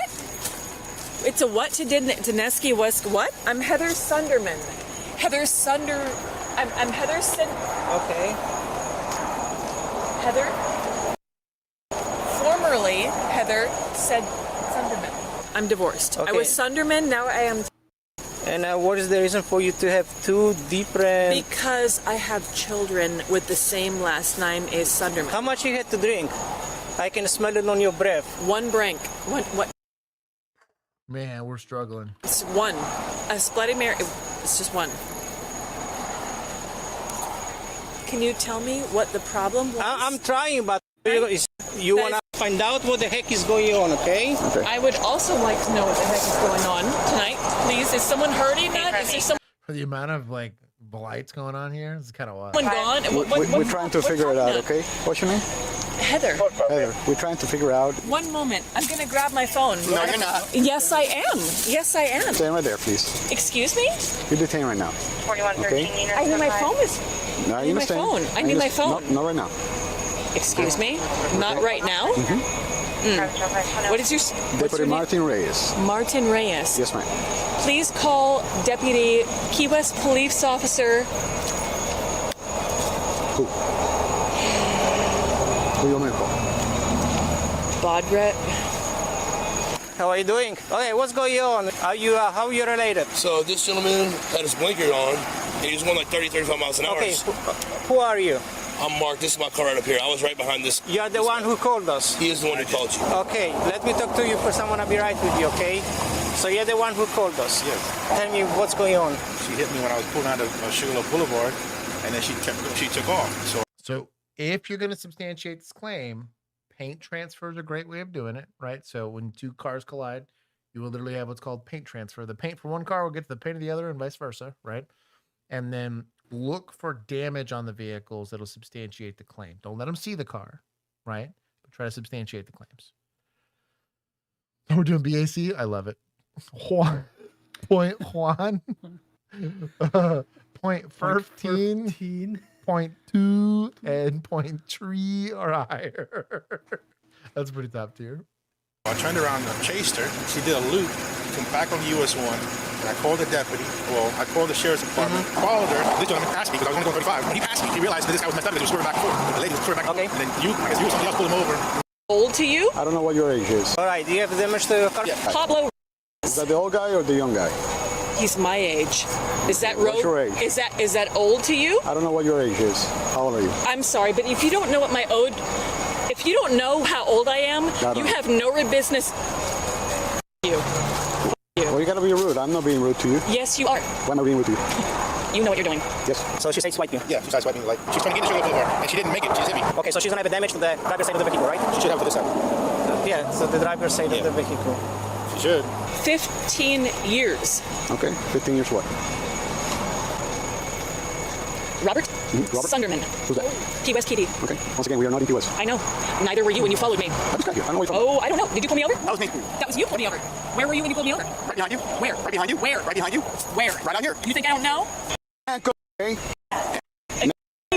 So we haven't really gotten to the DWI investigation or the Crast investigation. We're just kind of chilling.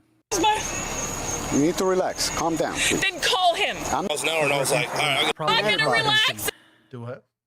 We're still working towards probable comprehension. Dude, then we can get an investigation started. Man, When she understands that she's wrong, we're struggling. then we can do cop stuff. Ooh, I have snacks. I have. Oh, you got snacks? Can you Show. describe it? So this is homemade cottage cheese ice cream and chips, like British style chips. Oh, like also homemade. So they're just sliced potatoes that have been air fried. Yeah, getting snacks. Oh wow, these are like crispy. Listen to this. Oh, these are good. It didn't work. Oh, it's cutting it out. Yeah. What if I talk while I Maybe they can hear it because you're not going through Discord for them, but Oh, you're right. Hold on. I don't know. There's my crunchy ASMR. There's your, there you go. It was good. What's it called when they just eat on camera? Is that a thing? Yes, it's I like just arouse some people in chat. Mukbang or something. You're welcome if that's your king. It's a terrible name. For free. Until you tell me you're gonna call him. Okay, so I was just behind this gentleman, and he had his flashers on, and was going like 30, 35 miles an hour, and I was like, all right, I gotta get around this guy, I don't know what he's doing. As soon as I get ahead of him, I see what he was doing, because this person's all over the road. So I did the same thing he did. I just hung back, when we were pulling up on this past bridge, you or the other officer, I saw you pull out right behind me, and I knew exactly what was going on then, that you were waiting for that person, and that's when I pulled over to the side so you could get around me and get behind this. Okay, so you didn't. I was not damaged. Okay. No. You didn't witness the crash. No, sir. And you basically just witnessed her like being all over the road. Yes, sir. That's it. Yes, sir. All right, you're good course. Okay. Thank you. Thank you. We're not calling anybody. Okay, you're an adult. I want my phone.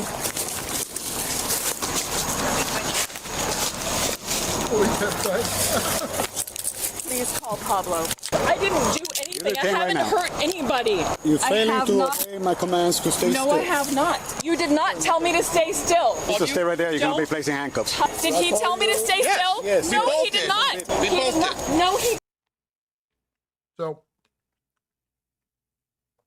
a better way of articulating this, in my opinion, is that for your safety and for mine, I'm going to place you in handcuffs in my patrol car so we can protect ourselves from making good decisions, right? Or making bad decisions. You're clearly emotionally escalated. I'm just going to let you sit in the back of this patrol car while we figure this out. Rather than making it like a failure to obey a command or whatever, it's kind of loose. I'm not saying it won't stick, but a little loose. You have the authority to handcuff people, to detain them. You can just articulate the safety reasons. Did not. Yes, we did. Kremla! Lima! Linda! Let me call my friend. You need to relax. No, what you're doing to me is unfair, and it's unjust, and it's not right.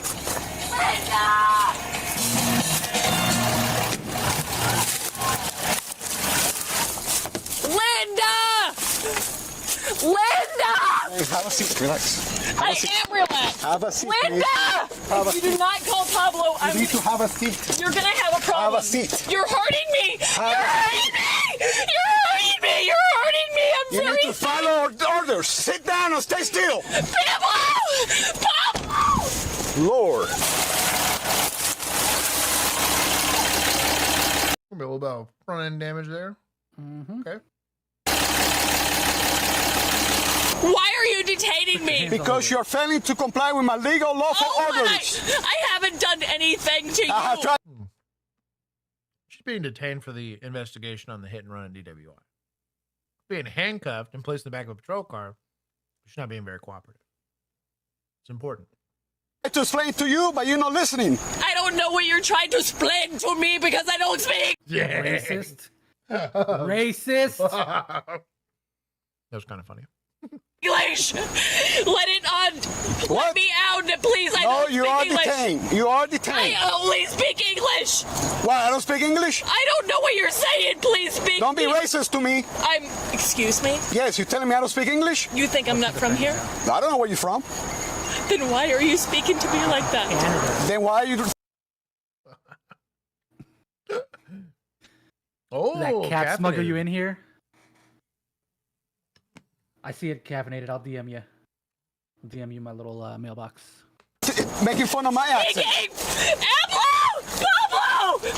Pablo! Pablo! Yeah, hey, what's up, Pablo? Yeah. I know better than that. Yeah. Pablo said you're on your own. Excuse me? Pablo said you're on your own. I want to speak to him and he can tell me He didn't want himself. to talk to you. Please tell me what you accuse me of. Crashing into something. What? Did I crash into you? So you're not already... Toxins are awesome. They're terrible. No, they're not. They're terrible. Please take me to my dog. This is the best drugs ever. Don't tell him that. Stop. Baby. She seems like a nice lady. I'm going to skip through some of this. Please wait. What that means in your language. Yes. It means Then you stop can resisting. spray me if I don't. And I'm ready to do it. Which means you're a person. Yes, I am. Stay still. You person. Be drinking Which means go away! Go away! Go away! You're a idiot! Why are we spraying this lady? She was racist. We took a lawful arrest and potentially turned it into a lawsuit against our agency. Why is this door even open? Don't. Stop it. Mega based, backup deputy, avoiding a lawsuit. My dog. Sheriff's office. Yeah. Hello. Sorry to bother you, sir. Do you know a Heather? Yeah. Do you guys have her dog or anything like that? Have a what? Does she live here? Yeah. She lives here. Okay. Yeah. She got arrested for DUI. Did she? Yes. And she got arrested for hit and run and DUI. And she was very concerned about her dog. So I don't know if she's just making a dog up or if there's a dog here. I don't know where the dog is. She's saying there's a boss that's parked out here. I don't know what. There's a what? A boss. Yeah, that's over here. Her RV. So she's saying her dog isn't there. Okay. Okay, and she's very worried about her dog. She probably wants somebody to take the dog out can you for a guys walk. can you guys take care of the dog? Yeah. Thank you. Appreciate it, sir. Thank you. That would have paid an ass. Mega based on the deputy making sure the dog's okay. He didn't need to do that. Good on him. Good old Piblo. She left the scene of an accident. Yes. She got drunk. Yes. Are you guys like family or? My wife is a good friend of hers. Okay. We've been helping her out. She's in jail now? She's on her way, yes. Okay. Yes. Thank you. All right, sir. Have a good night. Thank you for finally letting me go. Everything is going on. This is all under surveillance. So you know this. You're all getting watched. And when they see what you've done to me, I haven't done anything to you. ow! Go ahead and ask. What? Yeah? Talk to Pablo. Okay. Myself is your f***ing falso belt. I am the former wife. It hurts. Please stop pulling my arms. It hurts. I decertify that officer. There's some judgment issues here. For 15 years. I mean, he figured it out. Well, that's true. 15 years. You know what? I'm just saying. This didn't come out of Figured it out in nowhere. 2. This didn't come out of nowhere.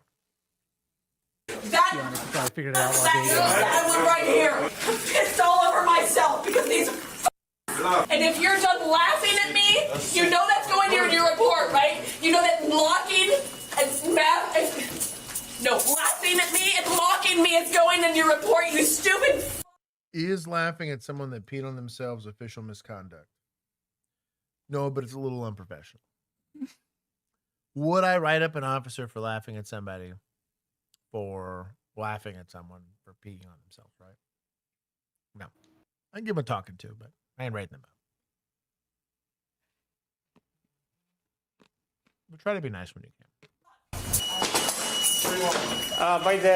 By the walls, I can keep an eye on her.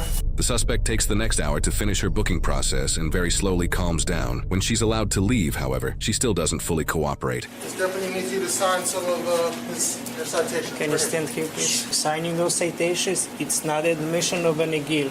First citation is for a DUI. I'm gonna need your signing here. What's the next one for? It's for DUI with property damage. With property damage? Yes. What property was damaged? The other car. What other car? It was the car you hit. I didn't hit a car. Okay, that's gonna be for the judge turning to try to bite sergeant. Okay. Yep. The pens THC. The ones that they stuck in my pocket? Just put that in my Okay, pocket. you again not letting me talk. I'll try. Otherwise, I can charge you with felony if you would like. Then destroy it. It's fine. It's Okay, fine. all right. I'm just Just put that in my okay. pocket. You again not letting me talk. I'm trying to explain you something, okay? I'm not gonna charge you with it. I'm just gonna put it to the property for destruction. Otherwise, I can charge you with felony if you would like. She had a THC pen on her. And we're just like, I wish you'd call that a mulligan. Contagious. That's the worst crime she committed. That's wild. That's life here. Well, it's not life, but it's close. Not the THC. It is now. They just took away all the. Didn't they just take away all the hemp products and everything? Yeah. I think they did, yeah. Or at least they like lowered the amount of THC that could be present and whatever. Yeah, you can't get the good stuff anymore. Destroy it. It's fine. Okay, all right. It's gonna be destroyed. I appreciate that, by the way, because I did this in my pocket. Who put this in your pocket? Whoever arrested me, whoever drug me out of my truck and bruised me. Yeah, that's insane. Just go with sergeant. This suspect, Heather, was charged with driving under the influence, hit and run involving damage to property, resisting obstructing without violence, simple assault on a peace officer, and driving under the influence causing damage to property. She took a plea deal, pleading guilty to driving under the influence and resisting obstructing without violence, and pleading no contest to hit and run involving damage to property. While the other charges were dismissed, Heather was sentenced to 12 months of probation. Have you ever watched someone 12 months in a bad gig. She got released the same day. Deputaz. I'm gonna take 10 because it wasn't a great investigation. Mostly the first deputy's the one that really kind of drove me up the wall. The only reason I'm not taking more is the threat to spray is not as bad as actually spraying them. A deputy stepped in, realized that they were doing something wrong on trying to spray her while she's handcuffed, so they stopped. That's an annoying call for anybody. I don't think it was a hard one, but we'll take some points from suspects for being a pain. PETA. That's all I got. A suspect hiding from law enforcement and wanted in Missouri. Oh, we also didn't get a BAC, unfortunately. No. Crime mime. What's going on, homie? Them holistic cabbage pens. What do you think? Oh, holistic cabbage pens. Points to good boys for dealing with her? No. They weren't in the actual. We didn't get to see the dog. Here we might they get were not involved. This one will have it. Cast so loudly it gave up their hiding spot. The Clay County Sheriff's Office in Missouri posted about it on Twitter. Hashtag it happened. Deputies say they were trying to track down the suspect outside of Liberty. Suddenly they heard the noise and sniffed out the source. Katie Johnston, CBS. Wow. IBS for the win. Good boys for sniffing out cry.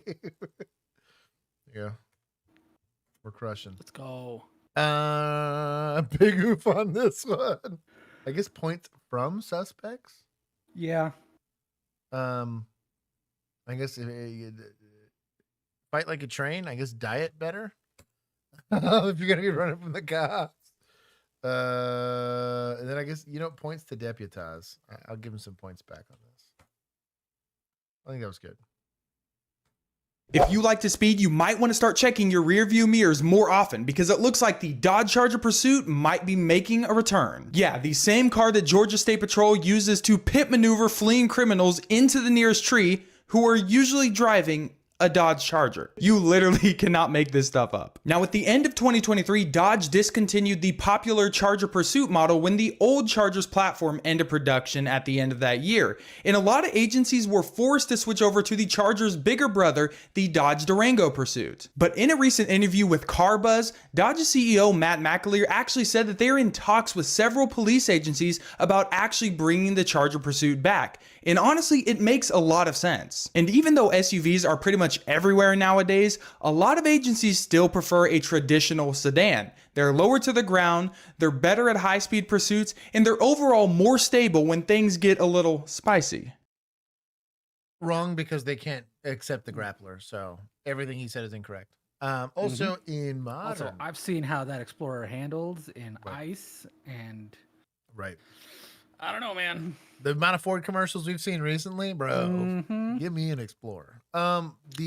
Interesting thing I got to take away from it's never been a Dodge during my carbine class was that Fort Worth can't do grapplers because they don't have either Chevy Tahoes or Ford F-150s because they're the only chassis that can accept grapplers, apparently.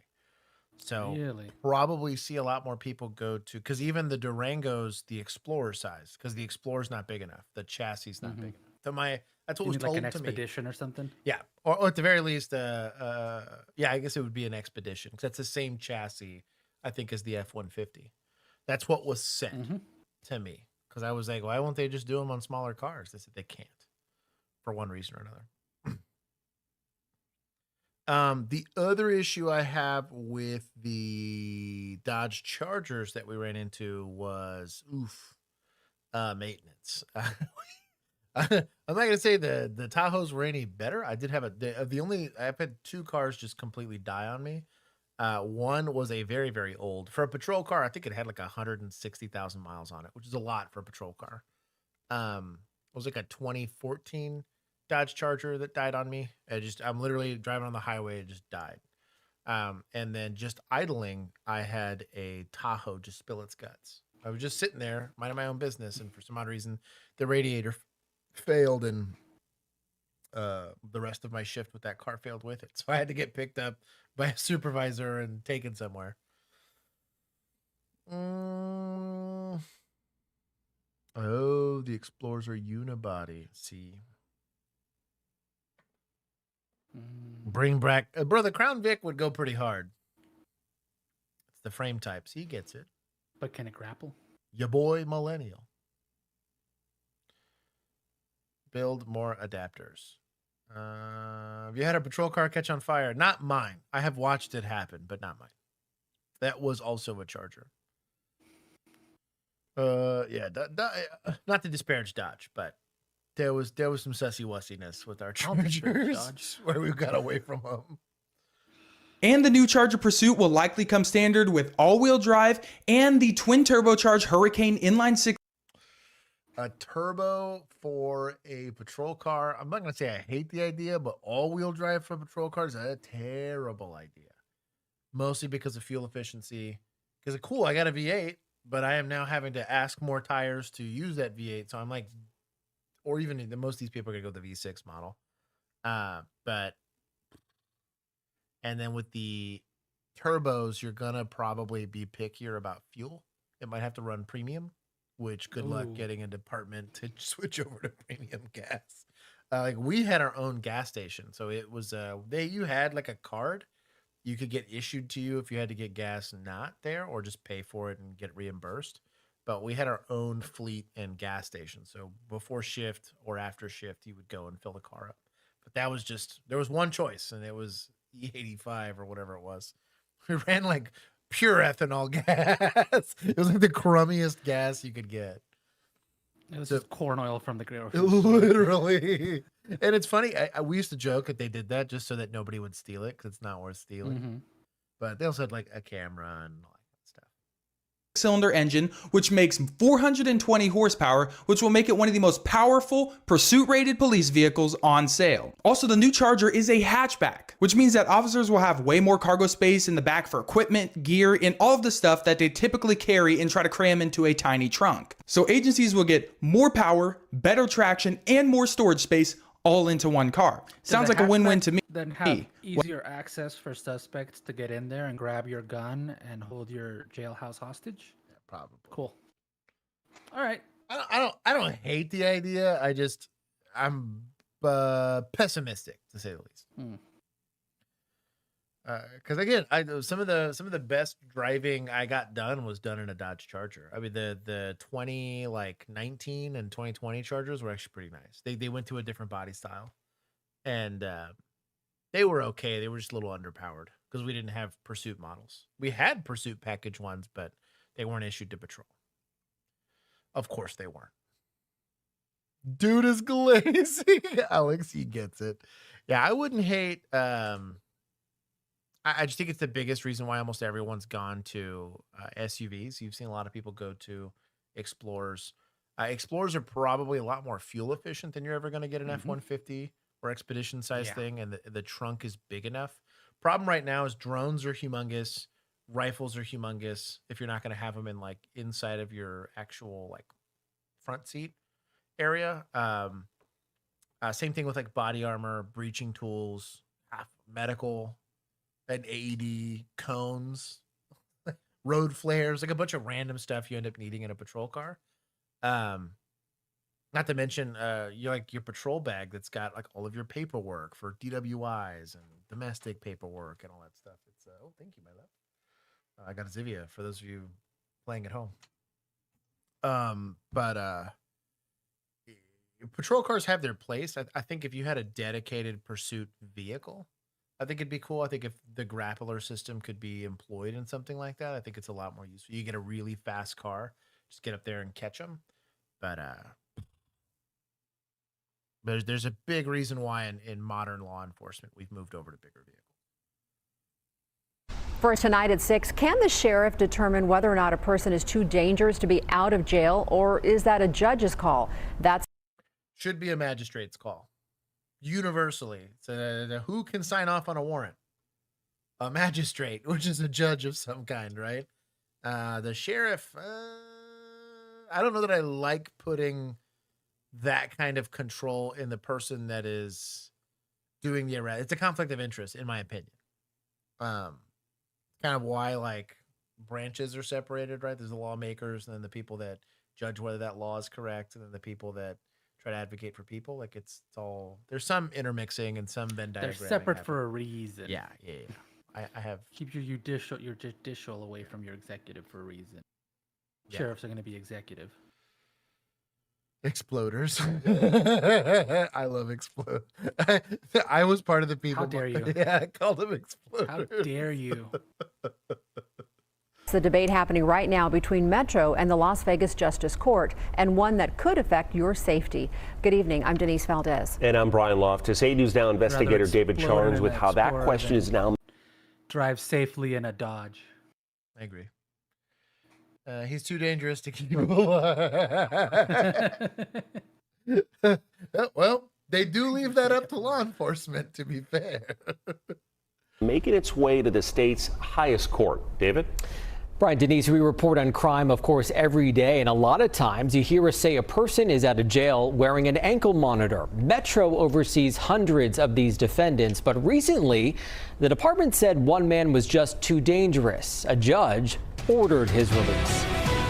We have to take a look at that and say, is this somebody who our electronic supervision program can monitor safely in the community? This is an issue of public safety, David. It's an issue of public safety that has two institutions of public safety coming to a head at the Nevada Supreme Court. Is it a judge or the sheriff who has the final say about a person's release back into our community amid pending criminal charges? There's absolutely competing narratives about public safety occurring within our community, and there's different approaches too. Assistant General Counsel for Metro Mike Dickerson is on one side of that approach after Metro denied this man, Joshua Sanchez Lopez, a spot in the department's Alternatives to Incarceration program. Metro says Sanchez Lopez has a criminal history, including 35 arrests and visits to prison. After his most recent arrest earlier this year involving a stolen vehicle, Sanchez Lopez was back in Las Vegas Justice Court, where a judge set bail at $25,000, adding if Sanchez Lopez posted bond, he could get out of jail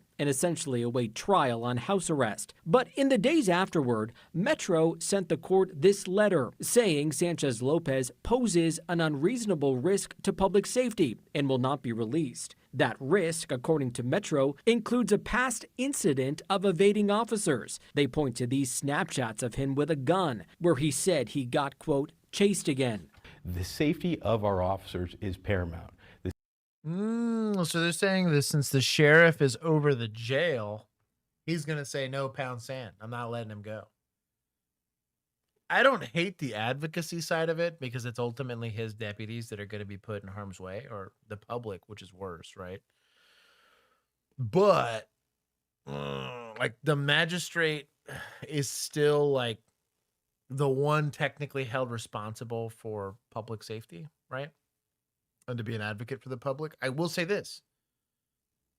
There has never been a discussion around the qualified immunity blanket given to judges who make decisions like this. And I understand to some degree, right? Because their interest should be in making sure that everyone's rights are being observed and that we're not allowing the opinions of many to oppress the rights of the few. But if there's a trend of you just being like, oh, send it, you know what I mean? On a lot of these people, and people start getting hurt, I think there should be at least a mechanism to get you ousted from that position.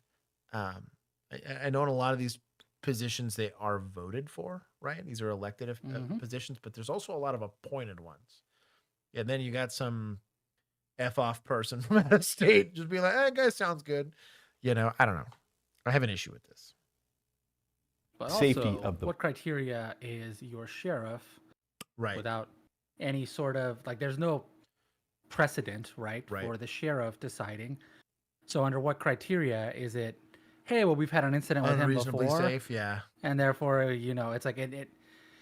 At what point do you, again, with no oversight, allow him to decide? Well, this person can and this person can't. Yeah. Public is key. And the key here is Sheriff McMahill will not violate the law to appease the Las Vegas Justice Court in letting out people that he deems to be dangerous. But not dangerous enough for Judge Eric.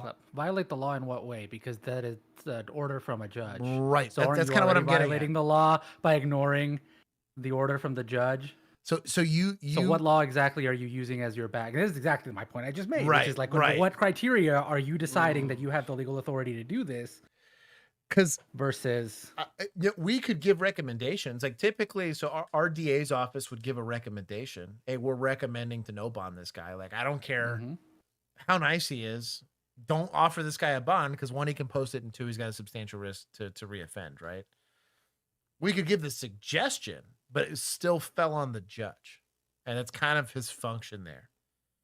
Goodman to order Sanchez Lopez's release to the program anyway, saying failure for the sheriff and Metro to do so could result in sanctions for contempt. When Metro said no, the court put him on their own pretrial release program. Today is not the day. Today was supposed to be the day Goodman heard arguments from Sanchez Lopez's public defenders and Metro lawyers about the release, though he continued the hearing. The issue bringing to head ongoing dialogue about bail and release in Southern Nevada years in the making. We have a system that's set up so that people can get out of jail quickly. And sometimes there just needs to be a little bit more thought given to it because lives are on the line. Sanchez Lopez's public defender provided us this statement saying, quote, Metro's argument is flat wrong. It is the job of the elected judge to decide whether someone charged with a crime should be released and under what conditions. The idea. It was the same thing for like an EPO. Like, you know what I mean? Like, hey, we can apply for one, and there's certain conditions where the judge has to like offer it to you. Like, he can't not give you an emergency protective order, which is, sorry for the acronym. So like a domestic, so Juan is my boyfriend, right? And Juan decides to beat me up, and they're like, hey, well, you know, well, you don't listen. Pre-trial. We don't think he's a flight risk. Nag. Yeah, he posted the $5,000 worth of bail or whatever, and he's out. Like, you're not getting that guy out of jail, and you're like, I'm keeping his ass in jail. I can apply for an EPO, but I'm not exactly always granted it. Now, if the assault that occurred between the two of us was in a felony degree, right? It's an aggravated assault or strangulation or something crazy like that. It's an auto. Don't clip that emu.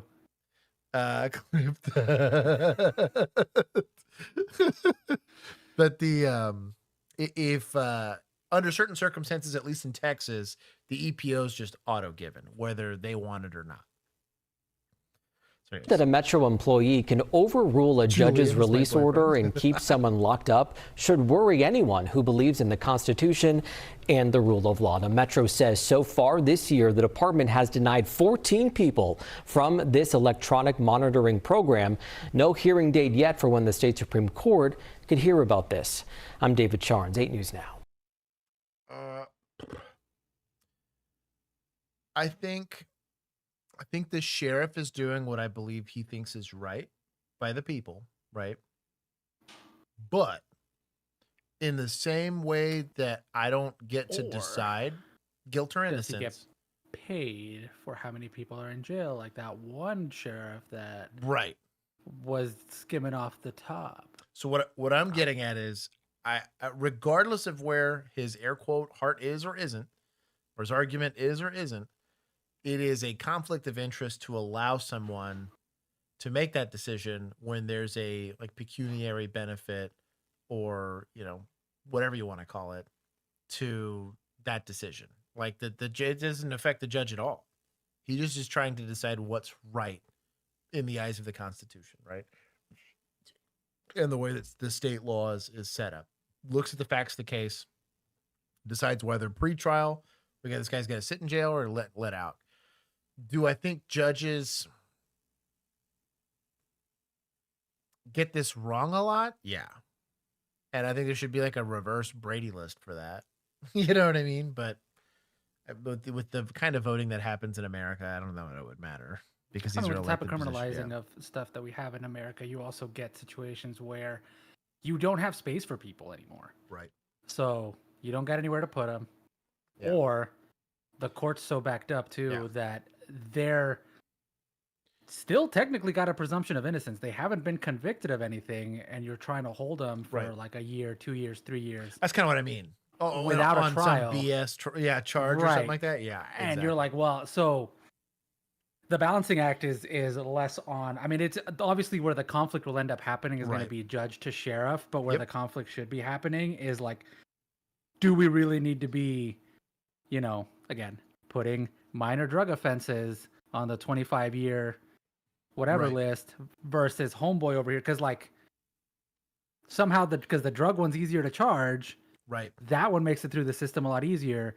These guys get let out a lot more. Oh, it's so much more complicated. Oh, dude, like that's a whole lot more complicated to get on a like an assaultive offense. Well, were you in fear of serious bodily injury? Or like, is that reasonable? And now we got to get a jury together, and now we got to find the facts of the case, and like maybe that's digital media, maybe that's medical records, maybe that's whatever, and statements and interviews, and I get it. It at the end of the day, regardless, I do think there should be a separation. I don't feel comfortable with the idea of letting law enforcement decide anything about post-arrest treatment of inmates or arrestees or whatever. That is what They don't judges are have for. That's what attorneys are for. That is a There's not a great whole. record. There needs to be a separation of that, and that I agree with. It's not a great record of law enforcement and Right. prisoners. Well, and we see the bad end of it, right? And it's why I understand the cop frustration here, because I watch a guy get released 17 fines and finally kill their girlfriend, right? And I get to arrest him for murder, right? Or I arrested him 17 other times for assault or whatever, stalking. They just keep releasing this guy, and I get it on this end. It's very frustrating to be on, but like the principle of the matter is I don't trust I don't trust people with absolute authority like that. Not only can I arrest you, I get to decide how long you sit there. The law and, is a big wide net on and like as much as you're trying to catch tuna, you're gonna catch dolphins and whales and a bunch of other stuff, right? Yeah, so I got issue. I'm gonna say in consideration. I'm gonna say politicians, because this is totally a political move on both of their parts. We're gonna take a little bit from judges for not sorting this out a little faster, and I'm gonna take it from admin.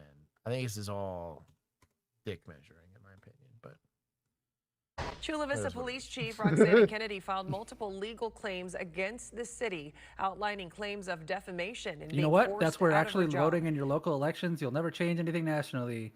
But guess what? You go scream at your city councilman, stuff like that can actually change. They can do stuff about that. You can elect your judges. Get what? They're probably getting elected by like Crazy. a 15-vote margin. oh, confirmed bingo. Who got it? Diego? Ooh, Diego. I'm doing Diego. I'm not doing Super Baby Emu or whatever it is. So that's Sarah. Thank you, Sarah. Diego. Congratulations. Josh Reed chat. I'm already ahead of it. Don't yell at me. Anyways, we're going. Dan Plant has the details. This is a huge win-win for us. Whenever you can work with people to better a community, create better connections between law enforcement and the community. As the first female police chief in Chula Vista, Roxanne Kennedy not only broke down barriers, but also introduced modern-day technologies to transform the department, like the drone program to help get the bad guys.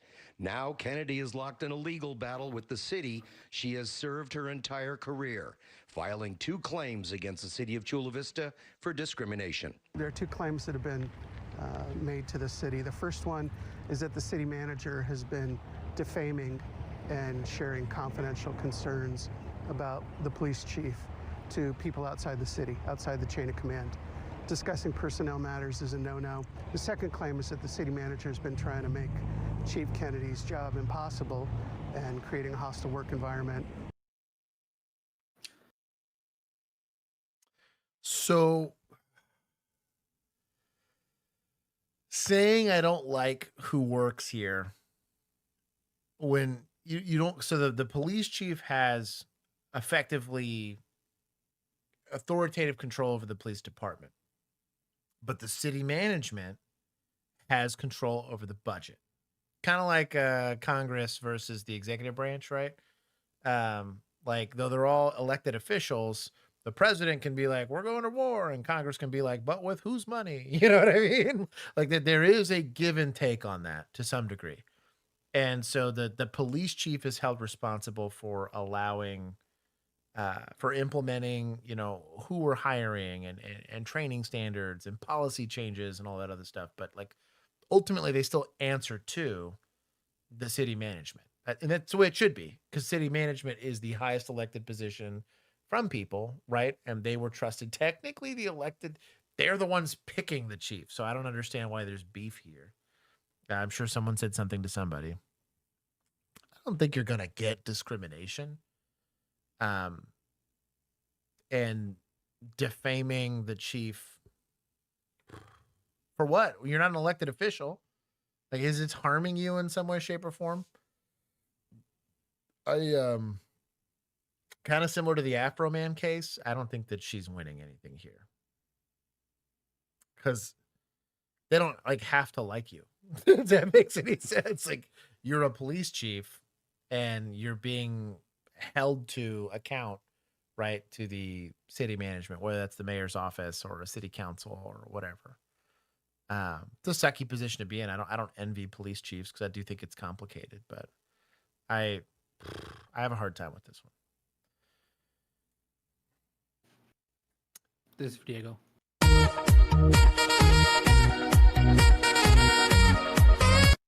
Yeah, so the mayor is the elected position. The city manager and the chief are going to be appointed, to my understanding.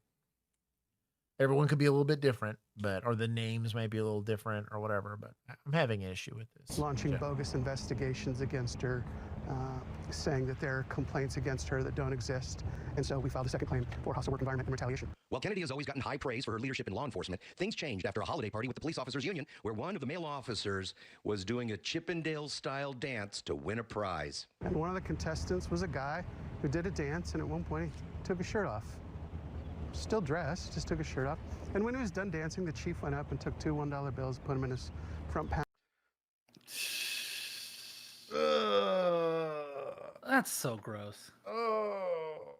Like, y'all are in this is a professional environment. Come on, why dude. can't y'all act grown?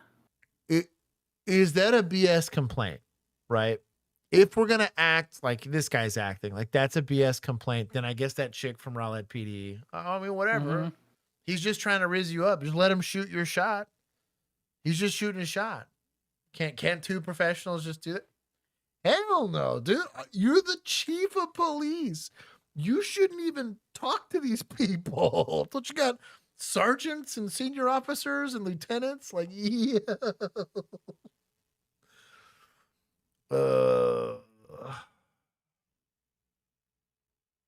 Can they cut up and have a little bit of fun? Sure. But like, I wouldn't be mad if she was at an establishment that does that with non-police officers. Is it a little sussy-wussy? Sure. Is that a weird look for the city? Sure, but it's not misconduct. Right? But doing it to a subordinate? Ooh. Yeah, putting it like that's hyper misconduct. Hyper misconduct. Like, what makes me annoyed is if this was a man doing it to a woman, this wouldn't even be a discussion.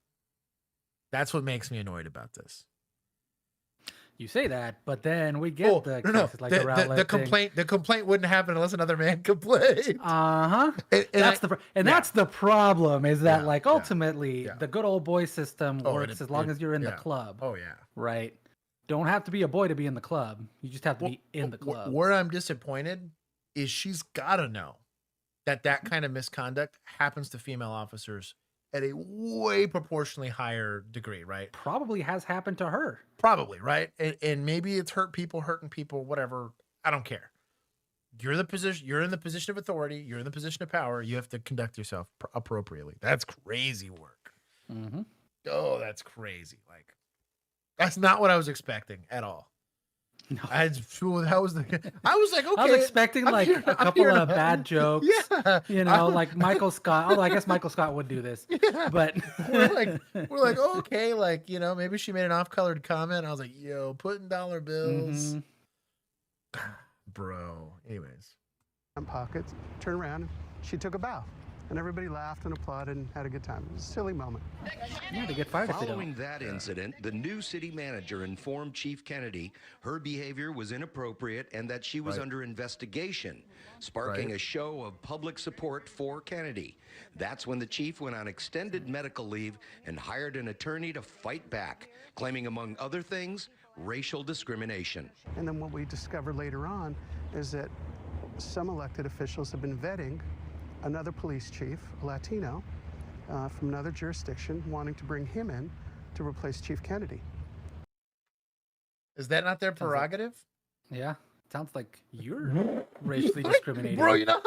Are you assuming because he's Latino, he's not qualified to take your girl's job? But what's frustrating is it's like, oh, well, they're looking for someone else to replace them. But it's like, you mean the lady that was putting dollar bills in the G-string of a fellow officer? That one? You're in an appointed position.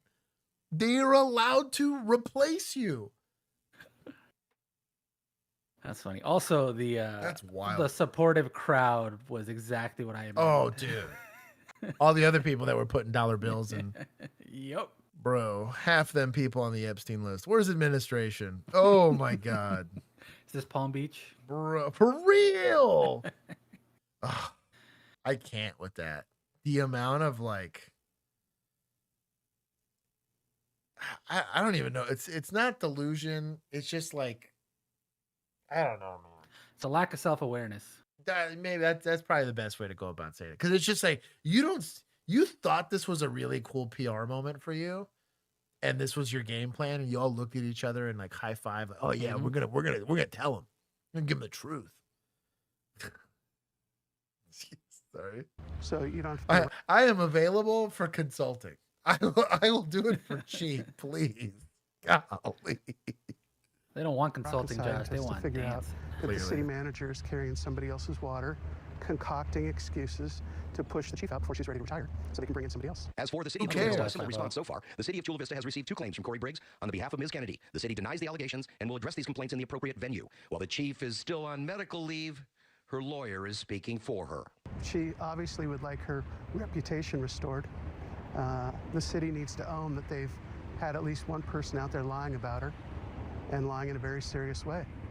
And that would require there being a factual inaccuracy with her putting dollar bills. That's a problem. Like if it didn't happen and you made it up, I think you 1000% potentially have a claim there, right? But like, yo, who is this? Is this attorney? Where's attorneys? We should have known Take them better. Points. Is it just under lawyers? I think that's what we got. Mm-hmm. Bro, you should From know them, better. From admin. I took a lot from admin. Okay, good. You know And what? I guess Points to media. This is an you excellent go. story, dog. That was top tier. That's also, I love it because they just let him talk himself into Dude, the hole. you know, that interviewer was like, yo, dog, just let it run. God, so crazy. Just keep nodding and going like, wow, yeah, that's crazy. If the dollar don't fit, you must pin that. That's incredible. That's a pin for sure. Oh, man. Oh. Yeah, this is wild. That's Also, medical leave for what? Frag's got a point. He's like, time to get medical leave is sus. Of course, he took the medical leave right then. Ego is part of your psychology, right? Filler? Your What? ego's Like, what are we- bruised. Yeah, it totally. And who's gonna tell her no? Right? She's a police chief. Mm-hmm. What a wild time. September police chase in Scott and Jackson counties ended with the police officer used stop sticks to flatten the tire of a speeding pickup truck. The problem, though, is that the truck they stopped wasn't fleeing the police. Wave News troubleshooter Mark Stevens says it was a truck the police should have known. Yeah, police chases usually generate headlines. This chase didn't. It didn't catch a crook. Instead, it delayed a serious police call. Gunner! Hands! Oh, Turn no. around and walk backwards to me. We're doing great. Keep walking. Keep walking. You're watching the end of a police chase. Fire on my hip. Stop. Down on your knees. Cross your feet. Interlace your fingers on the back of your So that truck has reds and blues. Are they thinking this is like a impersonation call? Your head, on the back of your head.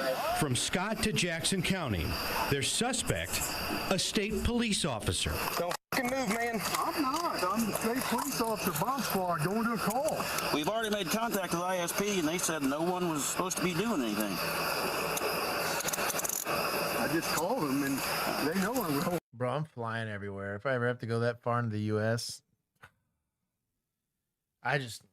every time I watch something like this, it kills me. It kills me. The deputies cleared Trooper Rick Stockdale's gun as they keep him handcuffed. How did this start? An Austin police officer was helping a broken down car near this gas station. A white truck with a camera line marked past us with red and blues and sirens going. So, using due regard and doing the thing that I always complain about people not doing, use both the siren, the reds and blues, and going in an emergency capacity. But also, to your point of, it was unmarked. I don't like unmarked. I'm with you. I don't like unmarked. If you're going to be an emergency response vehicle, it should be marked with something. I'm with you on that. Because if he's bomb squad, he's not. There's no real reason for him to be unmarked, is there? Yeah, it's he's not doing like interdiction or our SWAT team. They were. If you wanted to be on the SWAT team, you had to live within 40 minutes of the jurisdiction, and you had to take a take-home car. You were not allowed to be on the SWAT team without it because we're like, hey, I need you and I need you now. They don't want you going ghetto blasting code in a civilian-looking car, right? They want it in a clearly marked patrol vehicle. And so, Wes, I'm with you on that. Can you advise? We have absolutely nothing on our cab. It doesn't look like a police vehicle to me. Yeah, I'm on the east side of town. I'll keep an eye out. The officers asked Scott County dispatchers to call state police. They think it might be the crime scene truck. Austin units, ISP advised all their units are going to be at the post in a meeting. It's not them. Austin police start chasing just outside town. A dispatcher asks if they want Jackson County to help. We just passed the second loop bridge. We're going to be approaching 39 soon. Police ask Scott County to check the neighboring state police district. Dispatcher, we checked with them ourselves. We checked with ISP and they advised all units. Okay, so in these guys' defense, they are like quadruple checking that like, can somebody have any information on this car? Because this is kind of crazy. I'm giving them a little bit more leash now because something should have come out if you got a guy going code. That's kind of wild.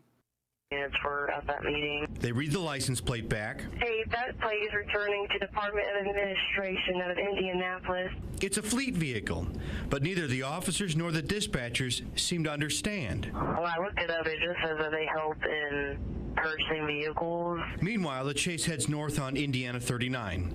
Jackson County Sheriff's deputies and Brownstown police are now getting involved. I have Scott County on 2X. They're in pursuit with a white pickup with camper shell running red and blues. They've got a plan to stop the chase. You got sticks. Hey, Vermeil, I'm going to set them up right here in this curve. Dispatch. You know what Jackson County has. They seem to catch up with me running hot. Too late. Get to some cover. Good sticks. Now, on the side of the road, a state bomb squad trooper in handcuffs, the dots start to connect. Hey, this is Christine with State Police. Hey, I just figured out it is one of our units going to a bomb call. OMG. Ruh-roh. She literally told him twice. Why would they not tell us? Now they're clear on what you're doing. Now we know who to put the blame on. Literally one job. Listen, it was pretzel day, okay? It was pretzel day, bro. The office called We're all back in the is conference legit. room getting pretzels. Then they got a possible pipe bomb at the Monroe Lake Dam. One of the Austin officers tries to explain, as they all realize what just happened. Well, sorry for the big mishap. I just spiked it. We were thinking somebody stole the truck. The bomb squad truck's front tire is shredded, and the officers keep questioning among themselves how this could have happened. We confirmed, our dispatch confirmed. Another state trooper, Mark Naylor, arrives to begin his investigation. He walks by the front of the bomb squad truck, its lights still on and flashing. All right, guys, so what happened? Stockdale is busy changing the tire. He wants the Austin officer to make one thing clear in his report. Make sure you get the right thing in the story. What? Lights and siren. Yeah. They were on. It's important. That's the biggest thing is the lights and siren were on. We suspected it to either be a stolen vehicle or impersonating an officer. So that's what brought us out to here. Naylor interviews every officer. None of the police departments agreed to an on-camera interview with us to answer questions. We asked each if they can hear state police and talk to each other on the radios. Only Jackson County Sheriff Rick Meyer answered, explaining the department can hear local channels but can't listen to all. Indiana State Police said the same, explaining it was impractical to listen to every channel. It would drown out their own radio traffic. No department answered whether they could hail each other. Stockdale took off after he finished the tire change with his lights and sirens. He got to his bomb call 2 hours after the suspicious device was first reported. Naylor's investigation was finished. All right, let's all get out of here. Forget this mess. Now, ultimately, the bomb squad did not file a report that suspected pipe bomb at the Monroe Lake Dam was not an explosive device. Mark Stevens, Wave News. Nice. This morning, a former. Golly, what a bad time. So did the officers do their due diligence to make sure that they kind of crossed all the T's and dotted all the I's? Yes. I do think that they at least did everything they could. They were failed by dispatch, and at least the state trooper was like, I don't know why they're following me. And then he got spiked, and was like, I mean, if I was them, I'd be sussed out. So I have, if anything, I'm going to give both of them points. I would take from admin too, because like what you have to have. What are your some sort of procedures for these to let like look? Yeah, especially if you're going around in an unmarked unit that looks like a random, I don't know, plumbing truck. No kidding. It really does. I mean, it's not great. Like that's crazy. Like also, you know that's there. You know. Yeah. Didn't you have a similar thing with that when they were doing like live fire exercises or something? Yeah, I had so shout out to you, Liz. I'm about to dox the hell out of them, but we had a call for explosions coming from some lady, which we all laughed about. And when I went out to go answer this lady's 911, she was the only caller. It's like Wednesday afternoon at like 1 o'clock in the afternoon. I don't even. This lady's just home. She's a retired lady. And it was the only, like, it was my 5 months that I ever worked day shift. And it was technically a swing shift. But as I'm talking to the lady, like trying to appease her, and I'm like, well, I don't hear anything, ma'am. I felt and heard the explosion. And I was like, oh, that's. And she looked at me like, I all vindicated, like, I found aliens. And I'm like, whatever, lady. And the green man walks out. So she's all hyped because at least it happened while I was there. And I was like, oh, that's kind of concerning. Then like a bunch of 911 calls started coming in about this explosion. And so dispatch, I'm the only person in the area. And dispatch asked, hey, are you hearing stuff? And I'm like, yeah, dude, I'm hearing some pretty serious explosions. Like I can feel them, but they're not close to me, right? We started calling the local airfields because they do air shows in our area. There's a couple of airports. I was like, these are loud explosions. Like if this is coming from a plane, this is like a supersonic plane. Like, ain't no way this is just like a regular 747, big, huge explosions. And so we were prepared for like War of the Worlds stuff to start happening. I had nothing but a shotgun and myself. There was a Southside unit that was coming to me because there was nobody else available. And a poor, he was a maintenance guy for the Parks and Rec. We had just had a really bad flood on the Trinity River. So my patrol car wouldn't make it on the trail, but they had these really nice, like lifted all-terrain, all-wheel drive F-150s. And so him and I jumped in a truck. We're about to go investigate it. And finally, Euless SWAT was doing explosive. And that's because we called Euless and said, hey, are you guys getting 911 calls for explosions? And they're like, no. And we're like, well, they're happening in your jurisdiction because it's either between y'all or us. There's something happening here. And so it was a mess. But it was like a good 20 minutes. And they were about to like put Air One in the air and about to basically declare a state of emergency because we couldn't figure out where these explosions were coming from. And obviously the 911 calls started happening. And finally EOD was like, oh yeah, we're blowing stuff up. I was like, maybe you should tell somebody.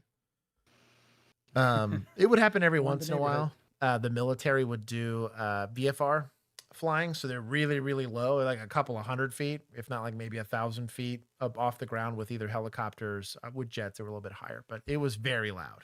And I'm like, what do you want me to tell the military? I can't tell them anything. You know what I mean? They're gonna fly their helicopter wherever the hell they want, you know? But it was pretty cool. They would do like night operations and fly. And obviously ATC and everyone knew what was going on, but Tell them Third Amendment. Yeah, exactly. It's private property. Dude, it sounded like Euless was like it was freaky how loud the explosions were. And I was like, yo, that's wild.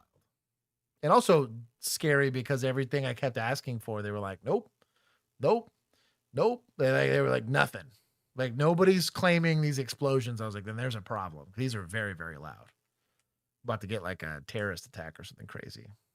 Our Northwoods police officer is awaiting sentencing after being found guilty of brutally beating a handcuffed man. A jury convicted Samuel Davis of witness tampering and deprivation of rights. They say he broke the victim's jaw with a police baton and then left him in a field. The incident happened back in 2023. Davis now faces up to 30 years in prison. The jury acquitted a second officer, Michael Hill, although he still faces state charges. Good. Well, at least he's still getting charged with something, but can't be doing that. I get, is this State Boys? Was this Third Amendment applies especially during peacetime. What are you talking about? Yeah. The hell they do it in my house in peacetime? Exactly. Please, country.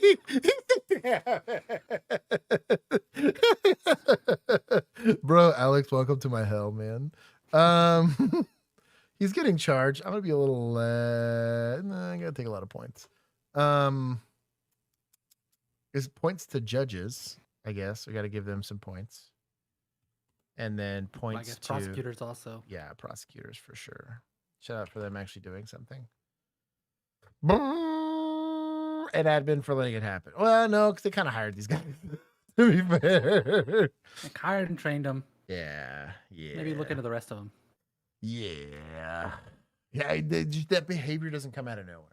That's what kills me about that, is like the behavior is not random. It does, like, there are clues. They should know better.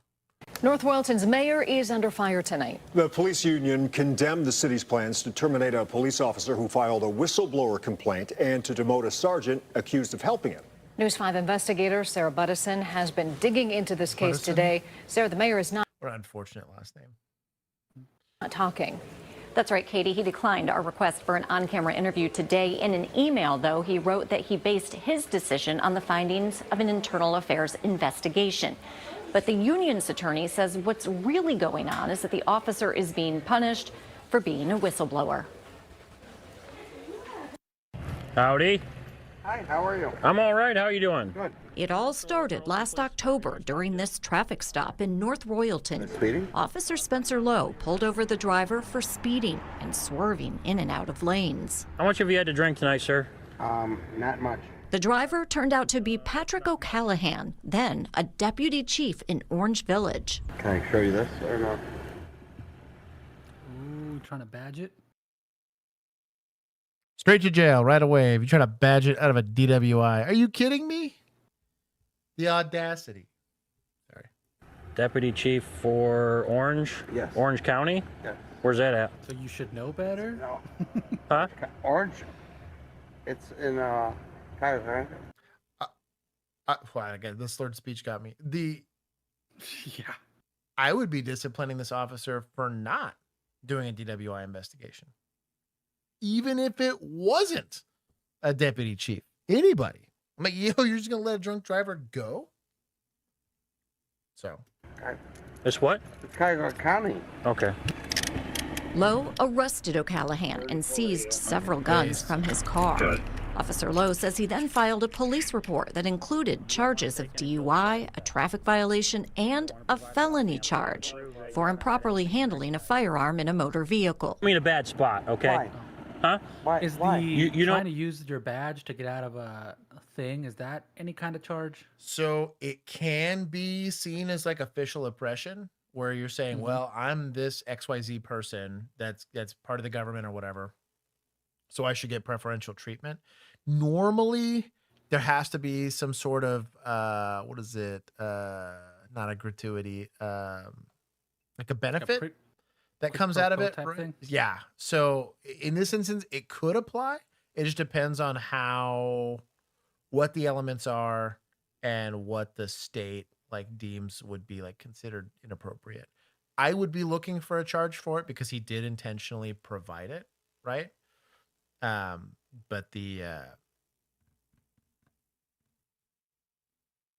yeah, I feel like I'd have to look into it.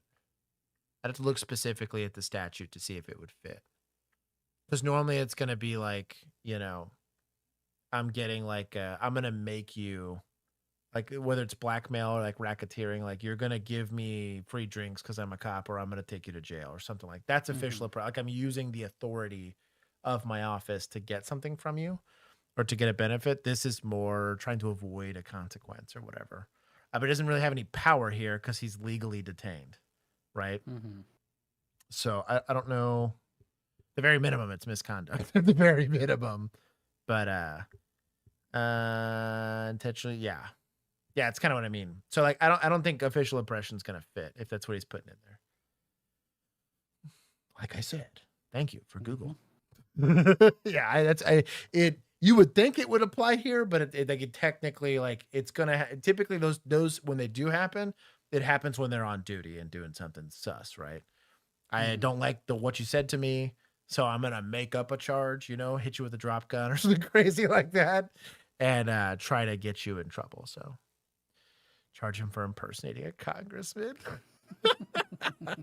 know exactly why, because you've had too much to drink. Lowe says his superiors then altered the police report by removing all references to the felony charge.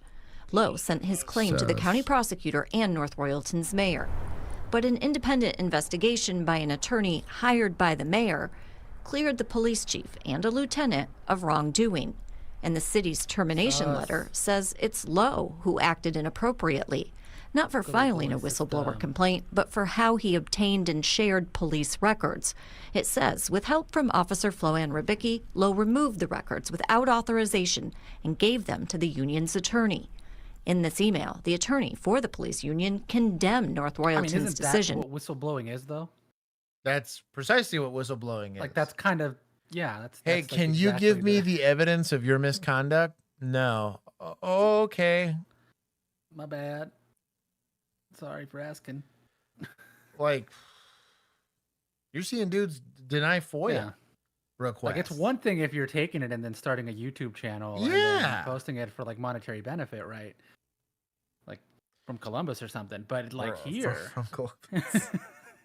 This is sus.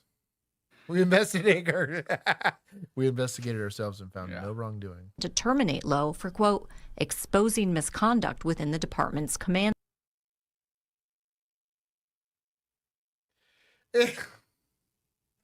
There are federal laws that protect this. That's crazy work that they would even word it that way. Staff, and demoting Ribicki for providing Lowe with documents related to this traffic stop, including his own report. I'm really sorry if I did this. I'm really...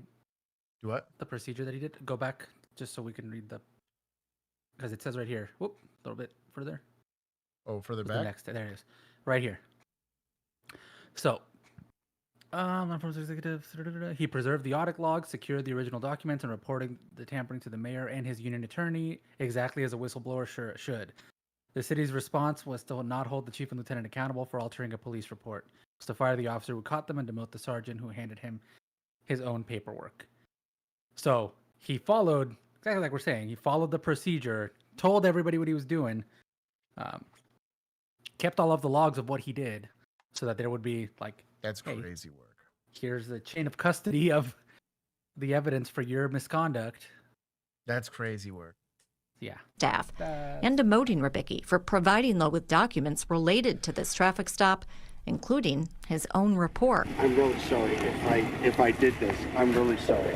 O'Callahan retired a few weeks after his arrest and was later convicted of OVI. As for the officers, this is far from over. The union attorney says he plans to appeal within the required 5-day window and to take the matter to an independent, neutral arbitrator. A 5-day window is nothing. That's crazy. That's crazy work. Gummy. Dude, that's wild. I'm going to take this one just from administrators. I don't think PD's the one at fault here. Also politicians, because the mayor was involved. Yep. He hired a lawyer to clear, so lawyers too, because he hired a lawyer. I guess we'll leave lawyers neutral. Because we have whistleblower. I mean, lawyer they're getting paid, good. right? They're just out here to get paid. Yeah. And society for not being more outraged. This should piss them off. Yeah, why are they protesting for old stripper chief, but not for this dude? That's crazy work. Tonight, a veteran police officer is facing charges with the signs for this guy. Yeah, that's sad. He's accused of protecting a local brothel. In exchange, he was given both money and free access. It's not a bad gig. That is taking the side hustle to a whole new level. Speaking of racketeering. To sex workers. Our crime reporter Henry Lee first broke that story What and joins us live from the department with details. Henry? Claudine. Please be deputies. Please be deputies. Please be deputies.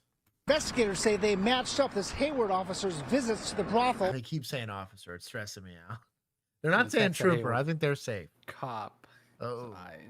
With surveillance photos and his own text to the woman who helped run the operation downtown. I've always thought that was like a legitimate business or something because I see like it just looks legitimate, seems quiet. Bro, this was indeed one doggiest dog I've ever seen. It really was. He looked high as hell. Bro, this looks like an attorney's office. Like a tax document person, you know? Yeah, it says Flame ACU. I wonder if that's like attorneys can utilize. It's a business in a quiet part of downtown Hayward. Justin Wong. But Alameda County prosecutors say it was far from legitimate. Because it was an illegal brothel. And Hayward police officer Ben. Dang it! No. Look at him. Benjamin Yarbrough, who's the brother-in-law of the top cop, has been charged with accepting a $1,000 bribe and free access to sex work. So he is the brother-in-law to the chief of police. And Let's go. Of all the people to be getting into misconduct, it happens to be him. Color me surprised. Is the chief of police the one that was putting dollar bills in? Probably same lady. Yeah. Workers in exchange for the officer's promise to protect the brothel, which operated under the radar near Main and Warren Streets. I've never seen any activity like that. So we walk by here every day. Alejandro Garibay, who lives in the area, is in shock, but did wonder what the business formerly known as Flame AccuWellness was all about, especially because it was open for 12 hours a day, 7 days a week before it closed last year. The building's now for sale. Sometimes I do see like guys like walking in and out, but like I said, maybe Spa situation. Wow, that tracks. Nepo cops are the best in misconduct. 100%. it's just like businessmen. Like I don't know what they do. I thought like maybe there's some sort of like AC or maybe some sort of like plumbing. Yarbrough's been a Hayward officer for crap. about. It says wellness, dog. He's sus. I'm casting sus on him. I think he's just sad it's gone. I think so. I think he's trying to throw the scent off himself a little bit. All right, who snitched? Wow. There's a reason he looks freshly showered. 12 years after working as an officer in Modesto. I've learned Yarbrough's wife is the sister of Hayward Police Chief Brian Matthews. In a statement, the chief said in part, any criminal conduct on the part of any Hayward Police Department employee will not be tolerated, regardless of any personal relationships that may exist. That's actually a pretty good statement. Look at him. That's a great statement. Good on him. He always hated his brother-in-law. 1000%. He told his sister that he was a shithead. He probably got him the job because she was like, he's a good guy and he needs to get himself together. And... Bang my sister. I'll show you what happens. Wow. That's top tier. This is like a really long game for her. He's like, I'm just waiting for you to screw up. Said in court documents, Yarbrough accepted 10 $100 bills in a red envelope from a woman that runs the brothel and used both his personal and work cell phones to arrange for free sexual services. In exchange, authorities say he promised to provide protection, investigate competing brothels, and provide... Investigate competing brothels? Damn. I thought it was to just, like, look the other way. Now you got to take out the competition. Give them monopoly power.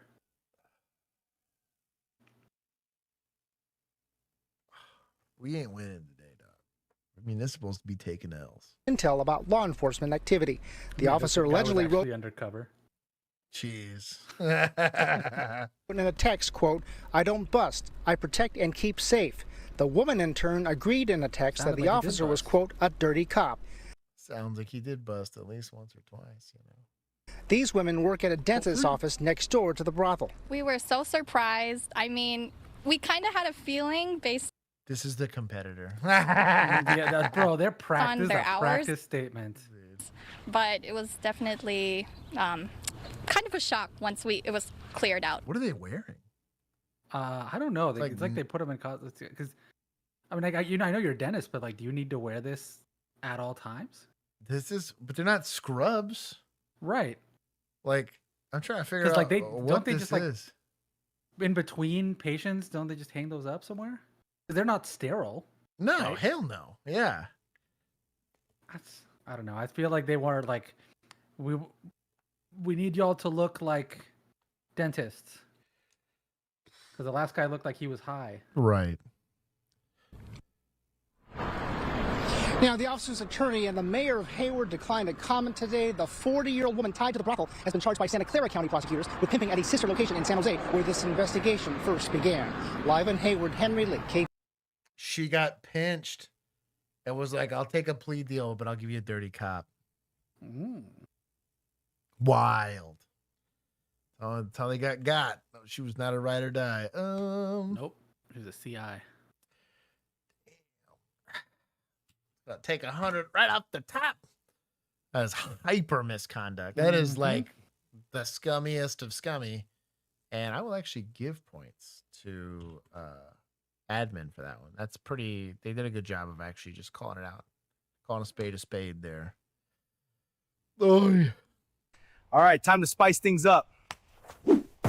One wick, spicy time. It's Kaya for me, though. All right, time to spice things up. One wick, spice. This is such a good dog. Look at that with the boom mic and time. everything. Like I have like a Sony here, though. What? No, it's like a Canon power shot or like one of the little mirrorless ones. You can kind of tell because the Sony's. Oh, maybe it's like a power shot. Maybe like you're right. that's like a Canon M. Yeah. Okay, I'll allow it. One wick, spicy time. They said some ladies chained in the basement. I don't know if that's actually. Yes, there actually is a woman chained up in a house. Officers from the Louisville Metro Oh, this is a follow-up. This is a update video. Police Department in Kentucky are dispatched to a neighborhood after a 911 caller reports a woman chained at the neck yelling for help from a broken window of a house. As officers arrive at the location, they have no idea how fateful their actions would soon be, as the full story plays out on their body cams. You go down? Yeah. I got a bunch of loot. Yeah, it's. You lost a magazine on the kick. No setback. Oh, you get an A for effort. That was hard. Which window she kick out? Huh? Which window she kick out? Hang on 1 second. Which window she at? Where? Yeah. 2 days later, the radio advised we just get females hanging up at the top window. We're trying to make entry, but there's something barricading the door.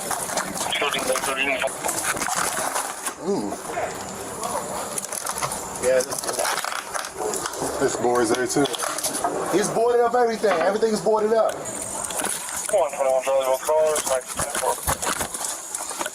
Hold the back and you want to hold the back or the front? I'll hold the back. Yeah, fire's on the way. The ladder was on the side. There should be a ladder on the side. There you go. You want to get up there? We'll climb to the window. They nailed everything shut. Oh, we got this up. That's crazy work if that guy knew that there was a ladder on the side. He's like, I've walked through his yard a couple times. Ugh. Try to kick the door in, but everything is boarded up. You want to go first? Like this.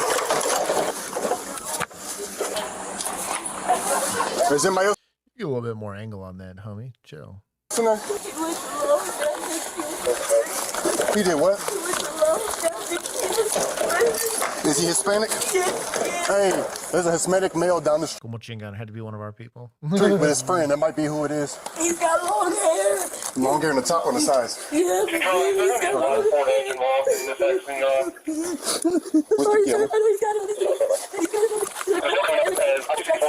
But there's no one else here, right? Is it just you here? No female? Crack house be cracking. Real quick.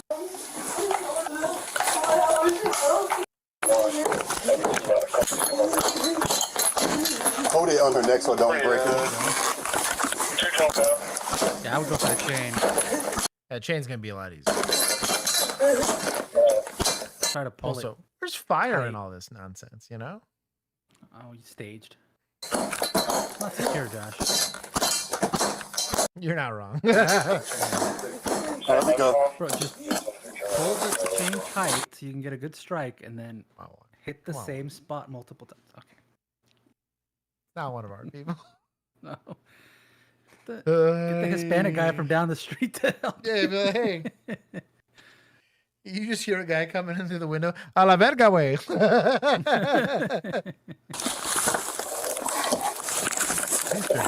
you go. I'll take a point from fathers on this. Jeez.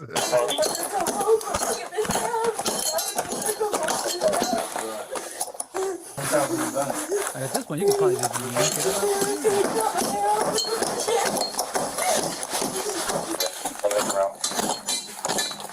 It's got to be like a piece of plywood. You're like almost through the floor here. Come on. Yeah, we don't have Halligans. Halligans would be nice. They're expensive and heavy, and we're just not gonna have access. Like even like a little crowbar would be super helpful. Yeah. I know that there's a couple different companies selling pry bars, like a little mini pry bars. Yeah, that's what I have. That's Yeah. cool. The only issue with that's you kind of need a hammer to like really, especially for something like this, you'd still need some sort of like You hammering stand on device. that bitch. Yeah. I'll use the back of the hatchet. Not a terrible idea. That would work. He's a stuck. Use your SIG-P3. Does he have any firearms? No, I don't think so. North 33rd and Portland Plaza. You want to try to make extra? 213, we got her in chain. We're going to try to come out to the front. Oh, you could have kicked this. Come on now. Well, you can't. If they kick it, the house might fall apart. That's fair. I just threw it in. He's got a screwdriver in this other room. It's locked. In the kitchen to the left. Nobody's in the basement, right? No, nobody's here. It's a great question. Let's But I think check I'm checking that. Yeah. I don't know that he would have told her. Baker, are you on the other side of the fire out here? For nothing. You need fire to force this door? 10-4, we're clear. We can go and force it. You bust that door? All right, let's go in here real quick, okay? That's fire. They're forcing the door open for us. He called me on the phone. He's like, I can see this lady. She's chained up. I was like, I'll be right there. This guy's got a huge axe and a full ass Halligan.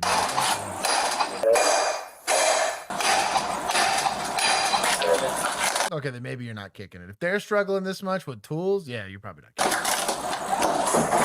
Watch that, man. Okay, come on now. Hey, did y'all clear the house? Yeah, we cleared it. The only thing locked still is the basement door right here. She said nobody else was in here. And the left door right there. He keeps locked. Hey, Granny, grab the bolt. Cut that. Yeah, please. Who did this? Are you hurt? You need EMS or anything? No, I just went out of here. Okay. How long you had that around your neck? 4 hours. Cut the link on the chain.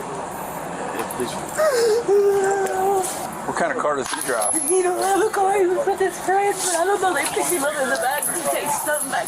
His daughter and son's name on his chest. Together? The house. Deaths? I got straightforward. Police. Yeah. Do you have a gun or anything? Good question. Rip yourself off with it, or? Did you want water? Yeah, right back. So the only rooms we. Okay, so friendly word of advice, right? So from a trauma-informed perspective, is do we want to keep the victim of said crime? We don't know to the full extent of whatever crime has occurred outside of kidnapping or unlawful restraint or whatever. At the offense location, right? Probably not. One, from a safety standpoint, because we have no idea when homie's going to come back, right? And two, from a trauma standpoint of like, hey, are we providing her as much care as she could get? Enough officers there, just have one of them take her to the station, take her to the hospital, to anywhere. I was going to say, three, Other from a than medical perspective, like, you have no idea what kind of injury she has. She probably Right. doesn't have any idea Right. what kind of injury she might have. Right. Like, you I'd could at asking least- her, like, do you need EMS? But, like, she needs EMS. I don't care what she says. Just provide it. Yeah. Like it is what it is. Also, shout out to the porch casting couch over there. No shit, Neighbor's right house. there, right? It's one of those Maybe places.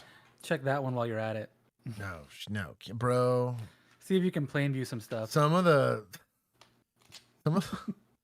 we were chuckling about the caravan the other day. I don't remember who I was talking to about that. And it was just like that. It was the most wild place ever, where it's like any one of these doors likely has a felony currently occurring behind it. Obviously, people got rights and whatever. And I'm like, this is why there's no crime in like China. You just got like, it's easy. You can point out where all the bad things are happening. You just can't do anything about it because we got to play by the rules. But yeah, you're not wrong. Couldn't clear his. He has a room upstairs, the door nailed shut. He's got a basement door nailed shut, and he's got a bathroom door nailed shut also. He might have all these rooms nailed shut. Chance to watch it. Do what? They have like a city that is like just basically a prison colony, but without being a prison, it's just like nothing but crime. It's I believe that. Kind of wild. They all live in like these tiny little cubes. Yeah, it's crazy. Yeah. No tattoos on his face, but he's got one. It's a Scorpio right here. Yeah, she's doing okay. We can go ahead and leave everything like it is. It's a crime scene right now. So where do you live? It's a crime scene. But do you live here? No, I live at corner. No, she's staying with me. She stayed with me last night. Yeah, she's fine. Do you know what the male looks like? Mexican. Long hair. Long hair. Is it clean cut or is it just long? I really don't look at him too hard. you're good. Because I think he's ugly. Oh, you're fine, Be careful because he's got a brand new machete. He always carries a machete. I don't know if it's here. Did he hit you or anything? He slapped me in my face. And you've been here for, you said? 3 years. Yeah, but you said you left. Yeah, I left a couple days ago when he cut my hair off. When did you come back? I come back because I seen it right today. Today? You came back today? Yeah, I seen it right on his bike and he saw me. He was like, wait, please, just come clean up. And then Yeah, she was able to get close enough to the window and push the glass out, and she was hollering her for help. And this lady, I think, that's getting out of this key, actually the little girl heard her hollering. She's like, hey, that lady's yelling for help. She got a chain around her neck. She's actually like, I can stay live there? yeah, they live right here. So I got her name and phone number. After 2 days of round-the-clock covert surveillance, detectives radio to patrol officers that the suspect has returned to the house. That's when patrol officers pull up to the location and find a red truck with 2 men inside, with one of them matching the description of the suspect. What's your location? Hold on. You get my location? Yeah. Yeah, I tried. Stop. Let me talk to you, man. Grab him. Grab the other guy, too. Hey, put your hands on top of your head. Put your hands on top of your head, boss. We just talk with that. All right, stand by. We have to go Monday. Got a description of a Hispanic male with long hair and immediately went to cuff the black guy. I was gonna Bald say, black guy. yo, dog. What are we doing? Are we cuffing everyone here? Probably, but yo, like, but like you have it's not like you don't know. You know, yeah. This is wild work. That's funny. What y'all doing? So we're going Monday. 219, 1545. That's fine. Juan. Dominicano's stuck. I think we're off the hook for this one. Yeah, dude. This is tracking neighbor now. lady's just racist. and This calls everybody is tracking Mexican. now. Yeah. Oh, man, just hang out. All right. You're gonna hear it. Sit on the lean back. Okay. Was it your doctor today, sir? Is it me that you talked to? Yeah. I'm gonna say no, because I don't. He gave me his card, and I go look for him and talk to him and tell him to turn himself in. And he called him and talked to him. And he promised to go Monday. Not him, but the suspect. To turn himself in. So what is all this harassment for? It's not harassment. It's called doing our job. You're being detained right now, and as soon as this is all figured out, if you're not in any kind of trouble, the handcuffs will be taken off. You're not being harassed. Jonah. The girl that was held hostage. Okay. Hey, Jonah, how are you? This is No, you're not on speaker, baby, so you gotta hold up. Jonah, can you describe the suspect for me real quick? All right, is he Hispanic? Yeah, that's him. That's the suspect? That's him. I know him. All right, we'll give you a call here shortly, Jonah. That's him. All right, boss. What's your last name? Moses May.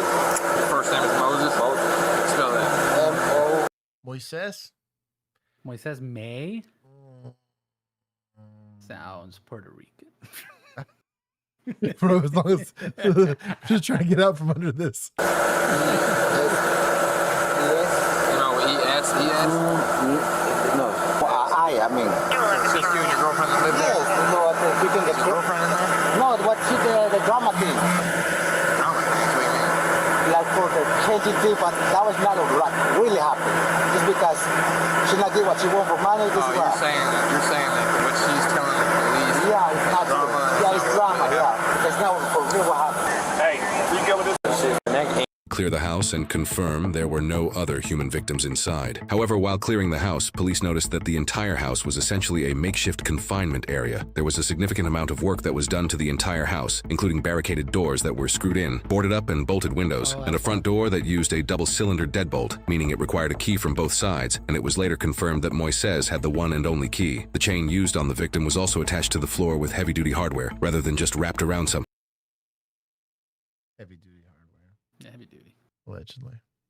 These details suggest that there was some planning involved to the incident, which is important in determining premeditation. After his arrest, Moises told police that the victim, Jonah, actually chained herself up because she couldn't stop cheating on him. Jonah told police that Moises threatened That's wild work.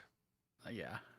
to kill her if she left him or went to police, and that he continuously threatened and assaulted her to keep control over her. An interview right after Jonah was rescued shows her immediate response to the situation. He made me strip naked, and he put the chain around my neck, and then he called his friend. He said, I gotta go take this equipment back to Lowe's. When I come back, I'm gonna kill you. It's hard when you think you know somebody and you don't. I just want to see him get in jail. I want justice. I want my daughter to be okay. Moises was initially charged with felony kidnapping, felony intimidating a participant in the legal process, felony first-degree wanton endangerment, assault, terroristic threatening. Oh, he had to earn this one. Means he probably reached out to her in between the investigation or while he was incarcerated or whatever. That's a sussy-wussy one there. I mean, the rest of it's terrible, but this is more complicated. And harassment with physical contact. He would later have extremely serious charges added, however, as Jonah went on to tell investigators that Moises forced and coerced her to engage in commercial sex acts with other men. She said he arranged 5 of these encounters in exchange for money. This new information, combined with the high likelihood of premeditation due to the house being rigged up as a makeshift confinement area, led to prosecutors additionally charging Moises with 5 counts of felony human trafficking. This case eventually went to a jury trial in Jefferson County, Kentucky, which prosecutors said was the county's first ever human trafficking case to go to a jury trial. Theoretically, the maximum sentence Moises could be given based on all of his charges is 75 years in prison. However, after deliberation, the jury found Moises guilty on all charges and recommended the judge sentence him to 35 years in prison for his actions. The judge later sentenced Moises to 30 years in prison with the eligibility for parole. After deliberation, the jury found Moises guilty on all charges and recommended the judge sentence him to 35 years in prison for his actions. The judge later sentenced Moises. I guess that is the same guy, bro. He's just been crying, bro. He looks kind of Samoan. Or like Pacific Islander, not. Moises to 30 years in prison with the eligibility. Just found another brown guy in the court. Yes. Eligibility for parole after serving 20% of his sentence, which is 6 years. In past years, Kentucky law used to require a person convicted of a Class B felony to serve at least 85% of their imposed sentence before being eligible for parole, meaning Moises's kidnapping charge, which is a Class B felony, would normally enact this 85% rule. However, this prison. Do what? He gained some. He got bigger in prison. He did. Like, they'd be feeding him good. Statute was recently revised in 2024. Now, a Class B felony must involve the death or serious physical injury to the victim. Because Jonah was found alive with no serious physical injury, it allowed Moises to be eligible for parole after serving just 20% of his imposed sentence. Moises will be 44 years old when he's eligible for parole in 2031. Who's shot? Me. Sus. I mean, I guess I'm gonna give some points to PD here. They went above and beyond. I'll give baby points to Fire.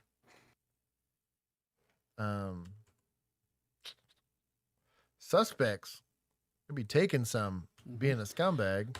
Also, they need to go find his baby mama because apparently he had 2 kids with their names tattooed on them. He goes find out if they're still okay. alive. No kidding. Yeah. And then I'm gonna say it's not really prosecutors or judges. I'm gonna say politicians for changing. That's crazy. They're like, well, there was no serious bodily injury, so screw it. You're like, yeah, but dumb. That's, I don't know, stupid. Where at? Put my bag. That's gonna be it for me Where at? because I do got to get up early tomorrow, and I got up way early today. Oh, you're good. You're good. So I'm kind of dying. No, you're good. But take your sleep.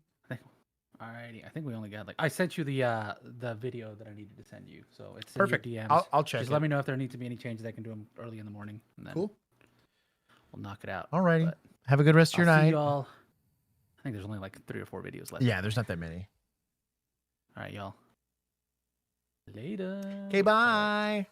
Oh, I lost my pop-up window. Hang on. Uh-oh. How do I disconnect? There it is. All right. Peace. Bye. Got it. Solo stramming it. Okay. She shot here and she shot over there in her leg. 2 days before Christmas, police rush to a Domino's Pizza in Delwood, Missouri. Behind the building, they find 2 employees bleeding from gunshot wounds. Minutes earlier, someone had walked up to them, asked a single question, and opened fire. But the shooting didn't come out of nowhere. Earlier that same day, on December 23, 2023, officers had already been called to the same Domino's. A customer complaint had spiraled into a heated confrontation. According to the store manager, a woman called earlier about a problem with her order. She was given the corporate number, but that didn't end the dispute. The woman soon showed up at the store, along with her boyfriend. The argument quickly escalated. At one point, the woman crossed behind the counter. Remember, boys and girls, this is over pizza. Welcome to policing. And got into a physical fight with a store employee, according to reports and footage captured. Yeah, these bitches in there jumped me. They came out or whatever and they jumped on me because I asked for a refund. I've been waiting for 6 days. And I came up here and I asked him, where is my money? Because she just hung up on me when I called. She jumped me. Nobody jumped her. It's a lady that just left who's an eyewitness. She called, right? She was talking about an order from last Thursday. I told her it was from last Thursday. I cannot look up my order from last Thursday. I gotta give you the number to the customer service. She over talking me, blah, blah, blah, blah, blah. I did disconnect the call. I don't have to sound shout like you out here. I already told you I can't go all the way back next week. I told you the problem. I told you the solution, what I can do for you. She pulls up here. So she get out the car at the window and shit. She swings on me. So you damn right. Alex gets it. I'm finna swing back. You guys, anybody in here? She at the window. The man came in here, reached his arm in here at me first. So that's when I told him, y'all got me fucked up. Or whatever. Because the man got the car first with his phone. So y'all can't hear me, y'all can't hear us. Y'all got the music on first phone. Nobody never said we can hear y'all. The bitch was mad because I said, I can't go all the way back to last Thursday to get your order for you. This the lady right here who think the whole thing, actually. I'm sorry, I came back because she said my license plate number on there. I didn't want any issues because I just came up here to pick up a pizza. But this is the video. Do you know who was the instigator? You got video of it? She was the instigator. That's why I started recording it. Because the first, when they ran out there, my kids are in the car and they were in here and she came in here towards them with it. They told my kids to get out of here. And all I see is my kids running into the car, petrified because this lady is getting out her car about to fight this lady over pizza. Her husband, I mean, so whoever the guy is had already reached through the Shout out, this lady gets it. She's like, are we really doing this over pizza? window on me before this. Yes, we will use Fitna Marketer from the streets. Even happened. The guy had already reached in the window on me.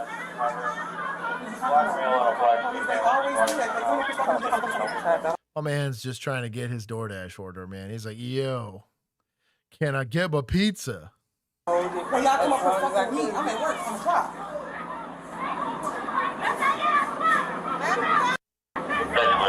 No, he's a grown, that's a grown ass woman running up on her. Holy shit. Yeah, she's slowing me down, but got her ass beat. Where is she? Well, I called again today. No, right. I called them because corporate told me Blank. to call them. Okay, and it's clear what it says on the receipt. You know what's clear? The video Here it I is, just watched. right here. Yes, and what did it say? It shows you assaulted her. I assaulted her when she was the one who ran up on me. Not to mention, she was the one who came out of the store bothering me. I just watched the video. You totally instigate the thing. I instigated it. So what was happening when we were right here at the window? Only video I see is right Oh, here. so all you see is right here, but even though I was at the window, I came up and I asked for my money back. She was the one who was getting an attitude. Why would she be out here and allow me to do that if she wasn't the one who was instigating it? She was the one who walked around and walked up on me. Are you kidding me? So why is she out of the store walking up on me if she's not instigating? You tell me that. So I got my fist up because I'm ready to defend myself. Are you kidding? Huh? And then did you see the other girl jump in it and hit me and kick me and shit? Did you see that? Yeah. So you telling me they can assault me or run up on me, come out of it's a defense of a third person. So an assault, you can have effectively mutual combat, but typically, in that instance, because they're at a store, which they have every legal right to be in, they have the right to refuse service. If you instigate a fight with them, I'm going to say that there's potentially like a assault or harassment charge or breach of peace situation here, especially because this is a private establishment that you went and assaulted people at. I'm not going to say she's always going to be in the wrong. There are times where they hire kind of not discerning people and that they can be the ones doing the assaulting. But in that instance, if she assaulted them first, you're going to probably take her to jail. Sword and run up on me, and they're not in the wrong. Let's go get our shit. We didn't start nothing. Come on. Show motherfucker around. Because no one goes to Papa John's. Y'all ain't gonna do shit. Well, we could arrest you both. Oh, come on then. I'm ready to go. Take me. Because you Take two me. assaulted her. Oh, that's I ain't touched the motherfucker. They just I ain't touched nobody. That dude was hitting him out here. I didn't touch What nobody, you man. mean up? Come on, let's go. Let's go. We don't need I ain't touched nobody, man. The one that came up on me, I said, man, I don't We get should have it. handled it ourselves. Let's go. Let's go. Let's go. I ain't You watch nobody, that video. man. You do what you need to So do. you see me, somebody? Come on. I saw you help her You hold her down. I helped her get up here. I pushed the girl. Let me. Oh, my Let him. you Come on. he lying, Come man. on. You ain't seen me That's nobody, man. why I ain't got no money. We won't go for any. You say what? You can leave. I didn't actually see you hit Okay, Okay, so if I assaulted her or assaulted her, why didn't they call the police? Why didn't they call the police? Why didn't they call the police? If I was assaulting them, why didn't they call the police? They did. It's called delusions. This is very common where someone will see it strictly from their perspective and believe that they're the victims and believe that you're going to show up and take their side on it, and it doesn't happen. This actually happens a lot, where the caller is oftentimes your suspect. Very, very common. That's a lie. That's a lie. Come on. Give me your, you got a phone, man. You gonna pay me with an arrest, and I ain't put my hand on nobody. Thank you. Thank That you. ain't cool, man. They came I out just the said my store girl, and assaulted me. Came out of the store. And so it's okay for them to come out and be aggressive. That's what you're telling me. That's assault, I man. asked for my money back. The money I paid for a pizza. And I asked for my money back. And they get an attitude with me. And this bitch comes out the store and says, I'm going to beat your ass. So I pull up and I'm like, bring your bitch because I'm not afraid of you. You're not going to threaten me and give me my fucking money. Are you kidding? I don't understand. If it's more than one, that's assault, man. They jumped on him, man. Oh, no. I haven't seen Are you? Thank you. Good. Have a good evening. Talk to the man. I'm shocked nobody went to jail for assault. That is crazy work. Come on, let's go. We going to handle this ourselves. Put down the clothes. Put down that clothes. Come on. You're getting in this car. We can take 30 pictures ourselves. You got what? I got his email so I can send the video. Okay. You ain't got to do shit because I ain't got no love. So I ain't worried about you. Bye. Police arrived and separated everyone. No arrests were. Killing question. What time do they close? These words sounded ordinary until a few hours later when dispatch received this 911 call. Hello, 911 location. One person or how many? 2 people. 2 people? Yes, ma'am. No one could have seen this happening. Crazy. Points to pizza. I'm shocked that an arrest didn't come out of this, to be honest, right off the rip. You had an assault, probably assault BI, if at the very minimum they're offended by the contact. You can determine an aggressor. I would take her to jail for the assault. Probably do a cruel trespass warning to prevent them from coming back. Since they're there, you might as well. You got staff. That's crazy work. Okay, who shot them? I don't know. I think it was a drive-by. A shooting had just occurred at the very Domino's officers left just hours earlier, and it wasn't looking good.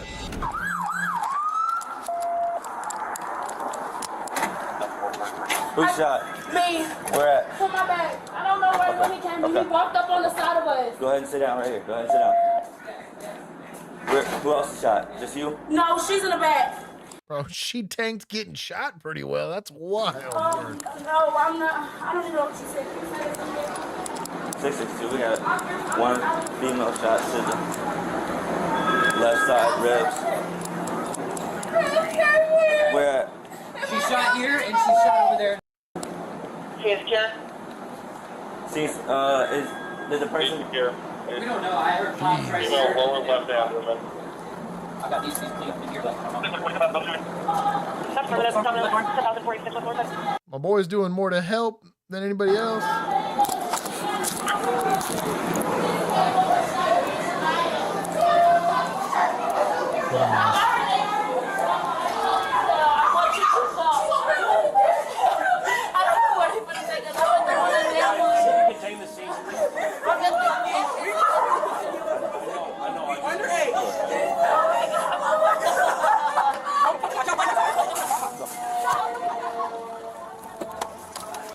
would argue the scene's probably not secure just because we have an unknown gunman in an unknown location. They tend to come back, but. Brr. 2 subjects shot. 1 shot here, 1 shot in the back. Yeah, on the ground. Shot in the hand and shot in the leg. I thank God for poor marksmanship. Sin, no gloves. Okay. Can I have you? Okay, so when you have people that are getting a little hysterical here, and she's spooled up. She's every reason to be spooled up. Shootings aren't normal things. Probably move them away from the crime scene because they're going to get in the way of medical staff. They're going to make it very hard to communicate on the radio because they're going to be screaming and stuff like that. She's not going to jail for interference. She's just spooled up, right? So try to do what you can to get them to be, hey, I'm going to take you somewhere safe, or we're going to do whatever, or let me just get your contact information. I'm going to reach out to you afterwards. It's a live scene.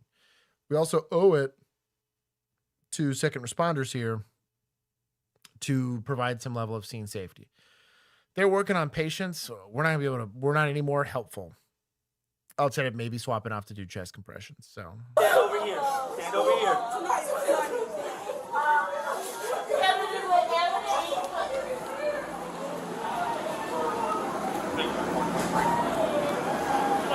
some tore up gloves.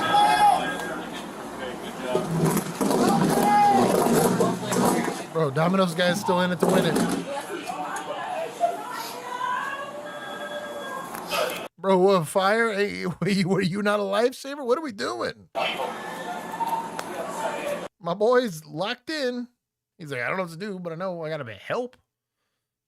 Oh, we got the light goal. Nice. Points to chat. I will double it if you guys reach 150, which you could. There's enough people here. In this neighborhood, it might be normal. I guess you're right. Let's see. Five cousin, you must be new here. Josh, where do you keep your gloves? So I actually personally keep my gloves now, even in civilian life. I have a really nice, I could go grab it. I don't want to leave you guys here for too long, but I have it on my waist. I actually have it's kind of like a little tiny little medical bag, and it keeps 2 sets of gloves and chest seals. I keep a tourniquet in one of my pockets. Snake Staff System makes an EDC tourniquet because I carry a gun and I have medical training. I like to be able to use it. But on patrol, typically in your patrol vest, there are going to be pockets you can put them in. I had an inner vest, not an outer vest. So we had a trauma pad that sat kind of in our like center thoracic area. It'd be an A zone for those of you that shoot. There's a really nice little pouch that I could stack like 3 or 4 pairs of gloves in there. You just take 2 pairs of gloves, you fold them in on themselves so they stay as a pair. So when you grab 1, 2 come with it. My back left pocket, I used to keep non-sterile gloves. Then my back right pocket, I had my fighting gloves. You'd lose a pair every once in a while, but it was fine. And then backup gloves, you could keep some in your, but I like to keep at least 4 to 6 pairs of gloves on me at any one given time, just because you could really burn through them in a setting like this. But there's plenty of places. In police equipment, there's plenty of places. If you don't like these, you just get black gloves. They don't stand out as much because it can look kind of unprofessional if they're kind of sticking out of somewhere, but I would rather be prepared than not. Show anyone your bat belt sometime. Eventually, yeah, we'll get to that. Even my regular civilian side bat belt's pretty wild. We weighed it one time, and even without, like just in my everyday, like in my just regular pair of jeans, I carry like 12 pounds worth of stuff. Most of it's my guy. Is the ambulance here? Ambulance, you should be. What is he doing? I got here. I shot him in the leg and then bleeding the hand. It's like the slowest glove application I've ever seen in my life. Watch out. Please stand over there, guys. Please stand over there. Over there. They won't let us in.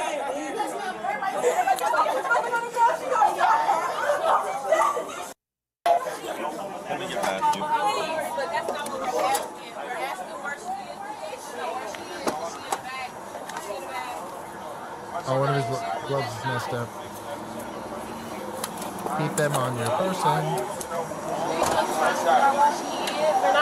Fat Josh.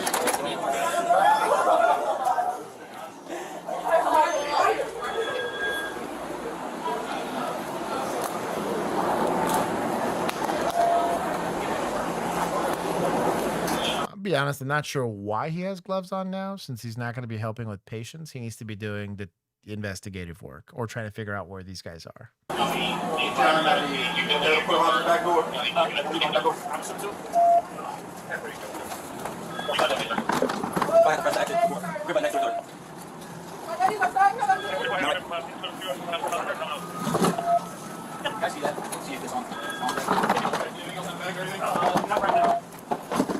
What are we doing?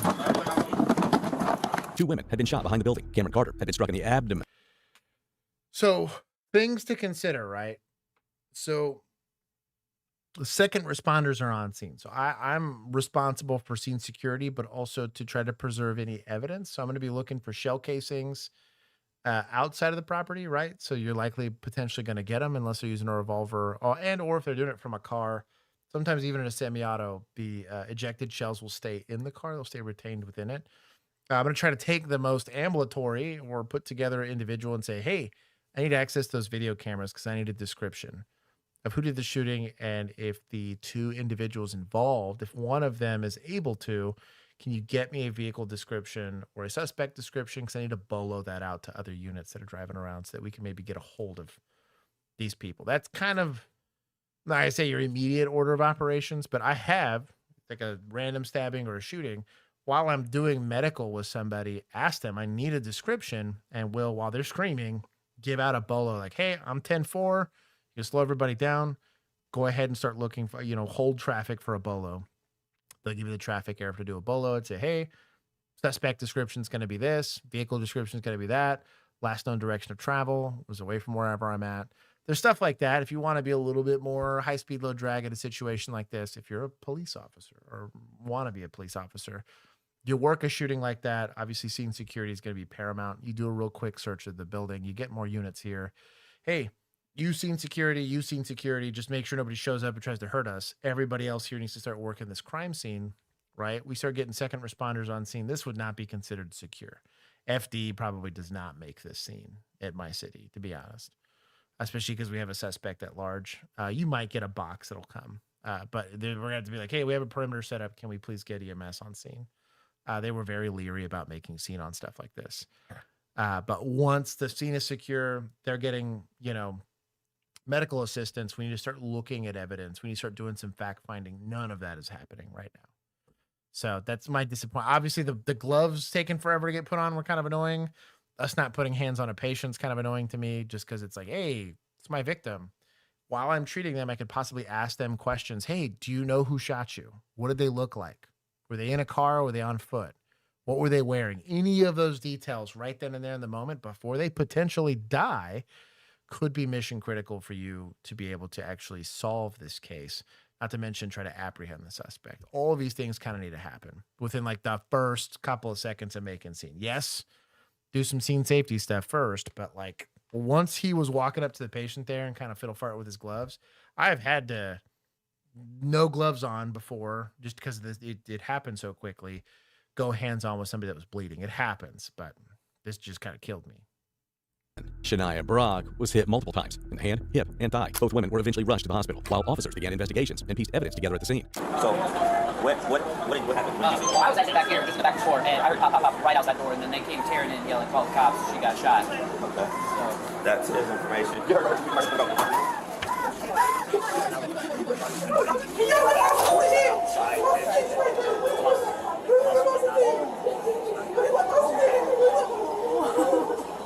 What good thing? 3128. We're gonna ask her any questions. Hey, do you know who shot you? What did they look like? Something.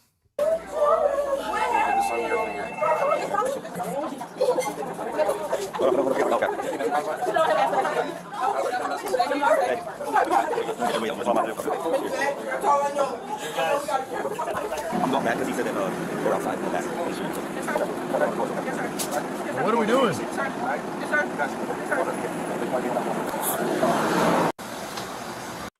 I'm only seeing. Hi, how are you? Center County 3097.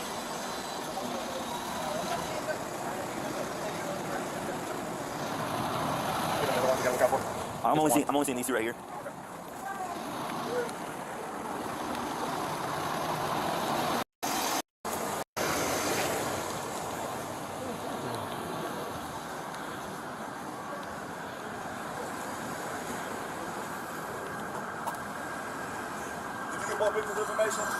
I got hers. I didn't get hers yet. For those that care, the wife just got me. This is potato. This is potato. Basically, scallop potatoes with cheese, ground beef, and some mixed vegetables. This is actually delicious. Get the transport. Get the other one in the front. Hurry up. Well, there's two shell casings right here. I need to get hers. Unless you want to start an IV. I was going to get two going. Ma'am, do you have an ID? Do you have an ID? It's in my book bag in the job. Okay, all right.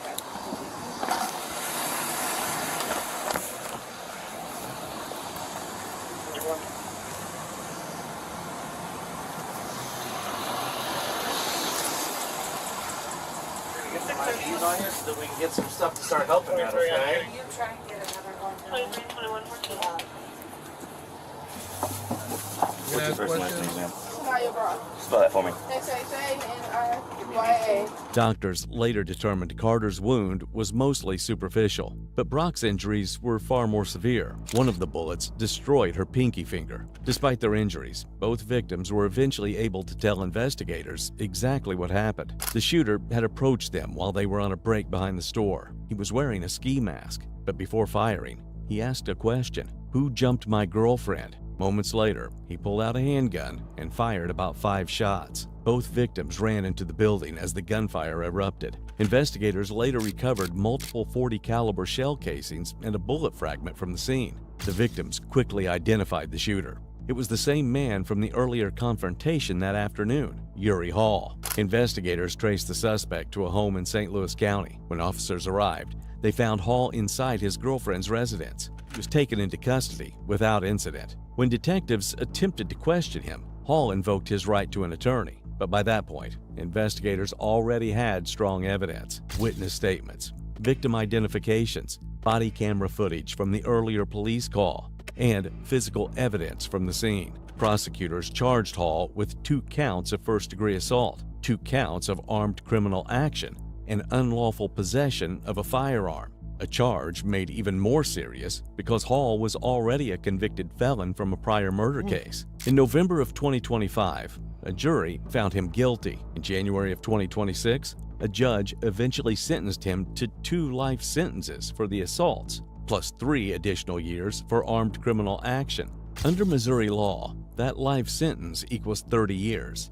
Oh, I was like, whoa. Meaning Hall will serve 33 years in prison. He will not be eligible for release until he is 88 years old.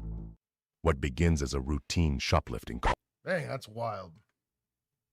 I'm honestly gonna take points from PD.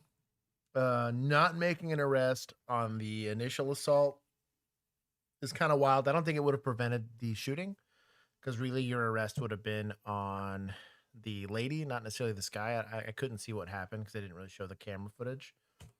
Oh, that's a lot. But I'm going to take points for not making the initial arrest and then being super slow on the uptick on the arrest. Like, none of the investigation happened.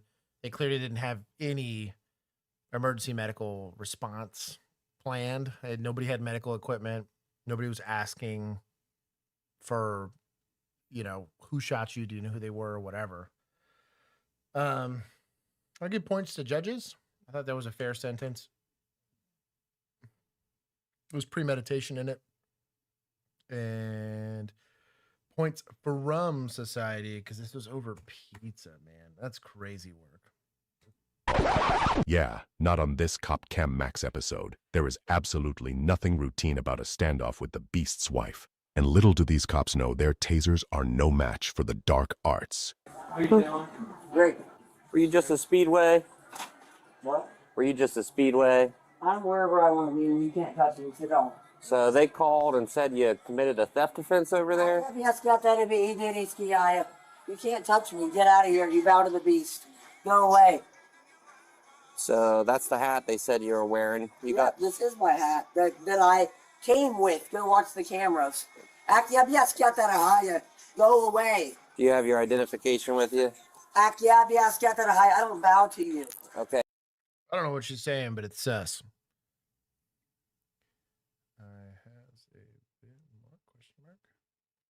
You find the beast. You bow to the beast. Hey, You ain't gonna listen. touch me. Listen, we can resolve this. No, we are not. You're not allowed to touch me. You bow to the beast. You know who I am. Get the fuck away. Touch not mine anointed.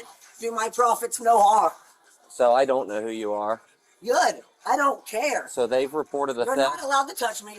I don't care. Go find the theft then. Well, that's why we're talking to you. They reported you committed a theft offense, so we're conducting an investigation. Well, okay, go talk to someone else. I'm talking to you, trying to figure out the theft. So number one, chill. Number two, I need your identification. Conduct an investigation. You're not running this. Neither are you. Get your identification. Stand up. Please touch me. You can't. Stand up. No. We're going to detain you. If you don't tell us who you are, we're going to detain you until we're done. Touch me. 1428, start another unit. You're not going to touch me. You'll be dead, man. You already are. You bow to the beast. You going to tell us who you are? You are nothing. You going to tell us who you are? You are nothing. All right, ma'am. You're going to be detained pursuant to our investigation. Okay, stand up. Hell, man, you're not touching me. Ma'am, No, stand up. you're not touching me. You're not allowed to touch me. Stand up. You're not allowed to touch me. 28, you copy. I need another unit. You need another unit for this lady. You're doing it wrong. Be careful when they have beverages. Beverages tend to get thrown. The food I'm not as worried about, but a potentially hot beverage would be a problem. Not to mention that their saliva's likely all up in that beverage. It's a good way to get bloodborne or bodily fluid carried diseases, so just be careful.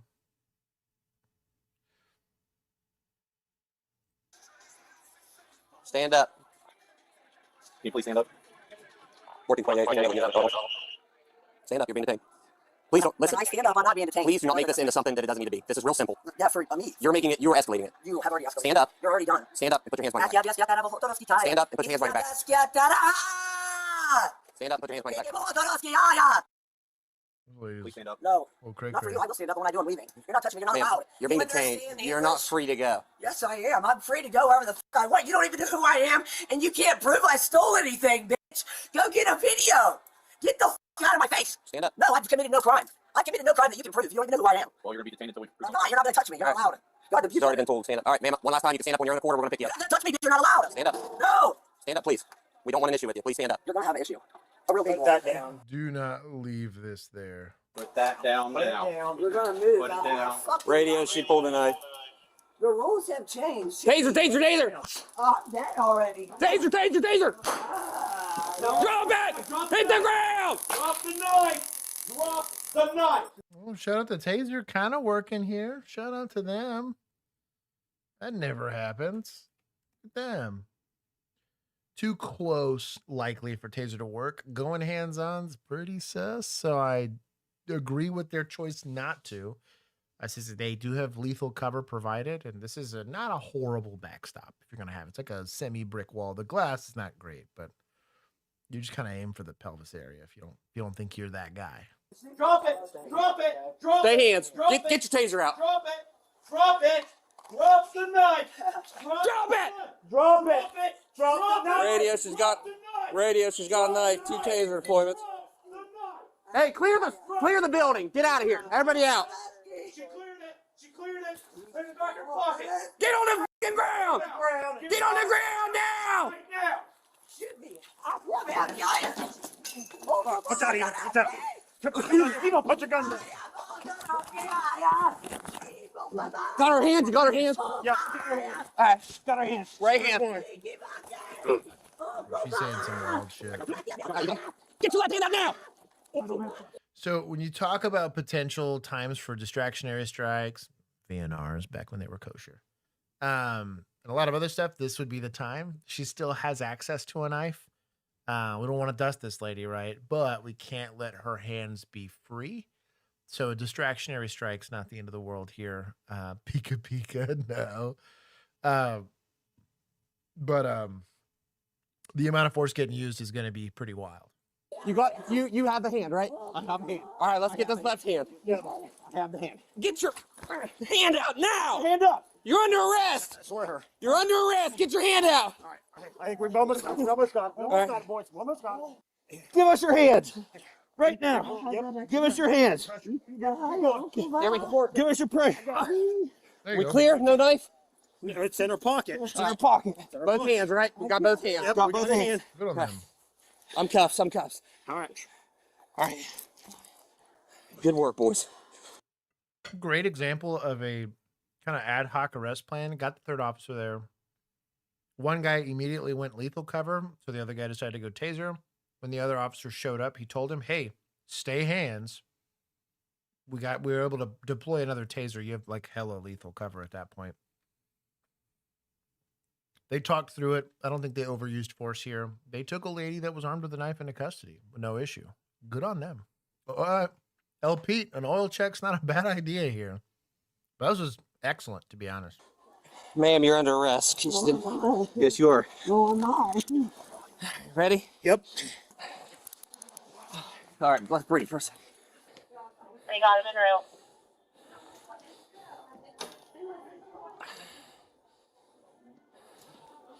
They call me the big boss. Heck yeah, man. You're my big boss. We're just going to hold her here. We're going to turn her. We're going to turn her over to the other units.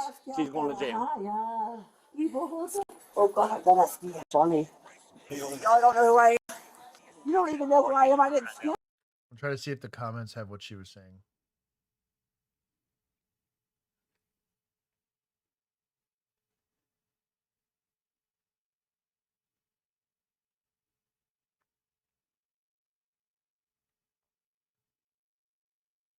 Loosely translated, she said bibbity bobbity boobity.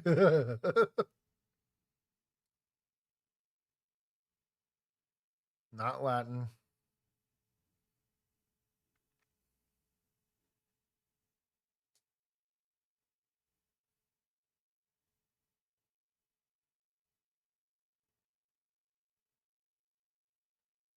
I didn't see anything there. Guess they needs Jesus. Anyway, prove it. I did nothing wrong with you. None of you. You abused me and beat the fuck out of me on video. I walk around here every day. Watch the reels, motherfuckers. Oh, hit the bait. Oh, that's why we didn't get a good long. Yeah. Oh, you're right. What is it? Ellie Man. Ellie, you have a date of birth? I could just get that out of here. 2 weeks later, police arrested her at the exact same speedway for stealing cigarettes, a vape cartridge, and other merchandise. Ultimately, she pleaded guilty to aggravated menacing, resisting arrest, and a second theft charge, while the remaining charges were dismissed. On paper, she was sentenced to 180 days in jail, 2 years of probation, and $910 in fines and court costs. In reality, the judge suspended the entire 180 days, made the probation non-reporting, and court records show her balance remains entirely unpaid. Her only real consequences were the 86 days she sat in county jail awaiting trial for her second arrest, and the permanent forfeiture of her pocket knife. And are you from Ohio originally? Wow, judges out here being hella lenient. This crazy lady. Bro, for PD, that was excellent. I really don't know what else. I'm gonna give him a lot of points. I don't know what else you'd ask. They took a lady that was threatening them with a knife in custody without like hospitalizing her. Pretty great. It's a great use of communication. Great use of tools, very good application of ad hoc tactics. And you could tell everybody was on the same page despite not having to completely walk through all of it, which means they're all getting a certain level of training and have a certain level of expectation for an encounter like that. That was excellent policing. Terrible stuff on the back end with the judge. And then we'll take some from suspects for being sussy-wussy. We'll be lame. A new police dog is helping Saskatchewan investigators uncover digital devices in child exploitation cases. As Stacey Hine tells us, the specialized canine is trained to sniff out items criminals try to hide. Meet Taffy.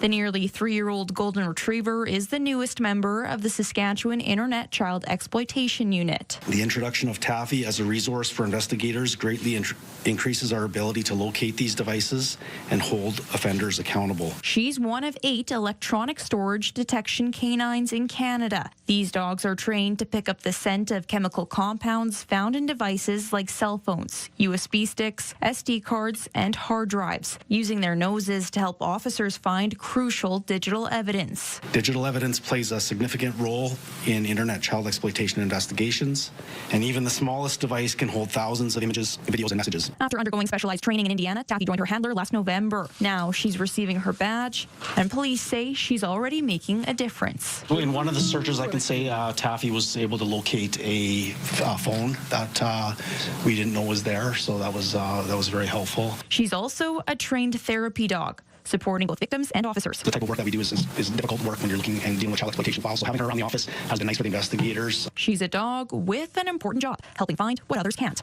Stacey Hine. Ooh, that brings me joy. That little stinker. What a cutie. Also, that's got like that secondary, just being a therapy dog, because it's not a dangerous animal, right? Not a bite dog, so everyone can go up and pet it, and it probably have a very friendly disposition. An electronic sniffing dog's kind of rad too. Also, probably not that expensive from a training standpoint. They hide these things all over. Yeah, honestly, the problem with especially like digital evidence like that is, dude, an SD card, like a micro SD card. So like this is the size of a regular SD card, right? Let me see if I can get this in focus. There we go. A micro SD card fits in this tiny little slot here. Like a micro SD is even smaller. Oh, back in focus. And so this is actually very, very useful because there's nothing else really that would be able to detect it, because even finding it through like electronic means would be hard. If there's no power running to the device, nothing's going to show up. Pretty good. They are making me do this. Please don't make a music video about me. They made a little bit of a mess, so I'm going to clean it up. Laundry's done. I didn't break the door, but I'm fixing it. American flag suit pressed. Who likes snacks? That's a little gift. I didn't touch the cake. Please don't pull out the American flag suit. Side note, my wife is, she's gross. Don't even look at it. Please don't have sex with my wife. Wow, that's hilarious. I'll give points to vigilantes. And that is stream. Vigilantes. I have to do a little bit of work, so I'm sorry. I'll give you guys a decent amount of points there. For having a palate cleanser after all that nonsense. Man, we're not doing hot. State boys damn near getting to quadruple digits here on the negative.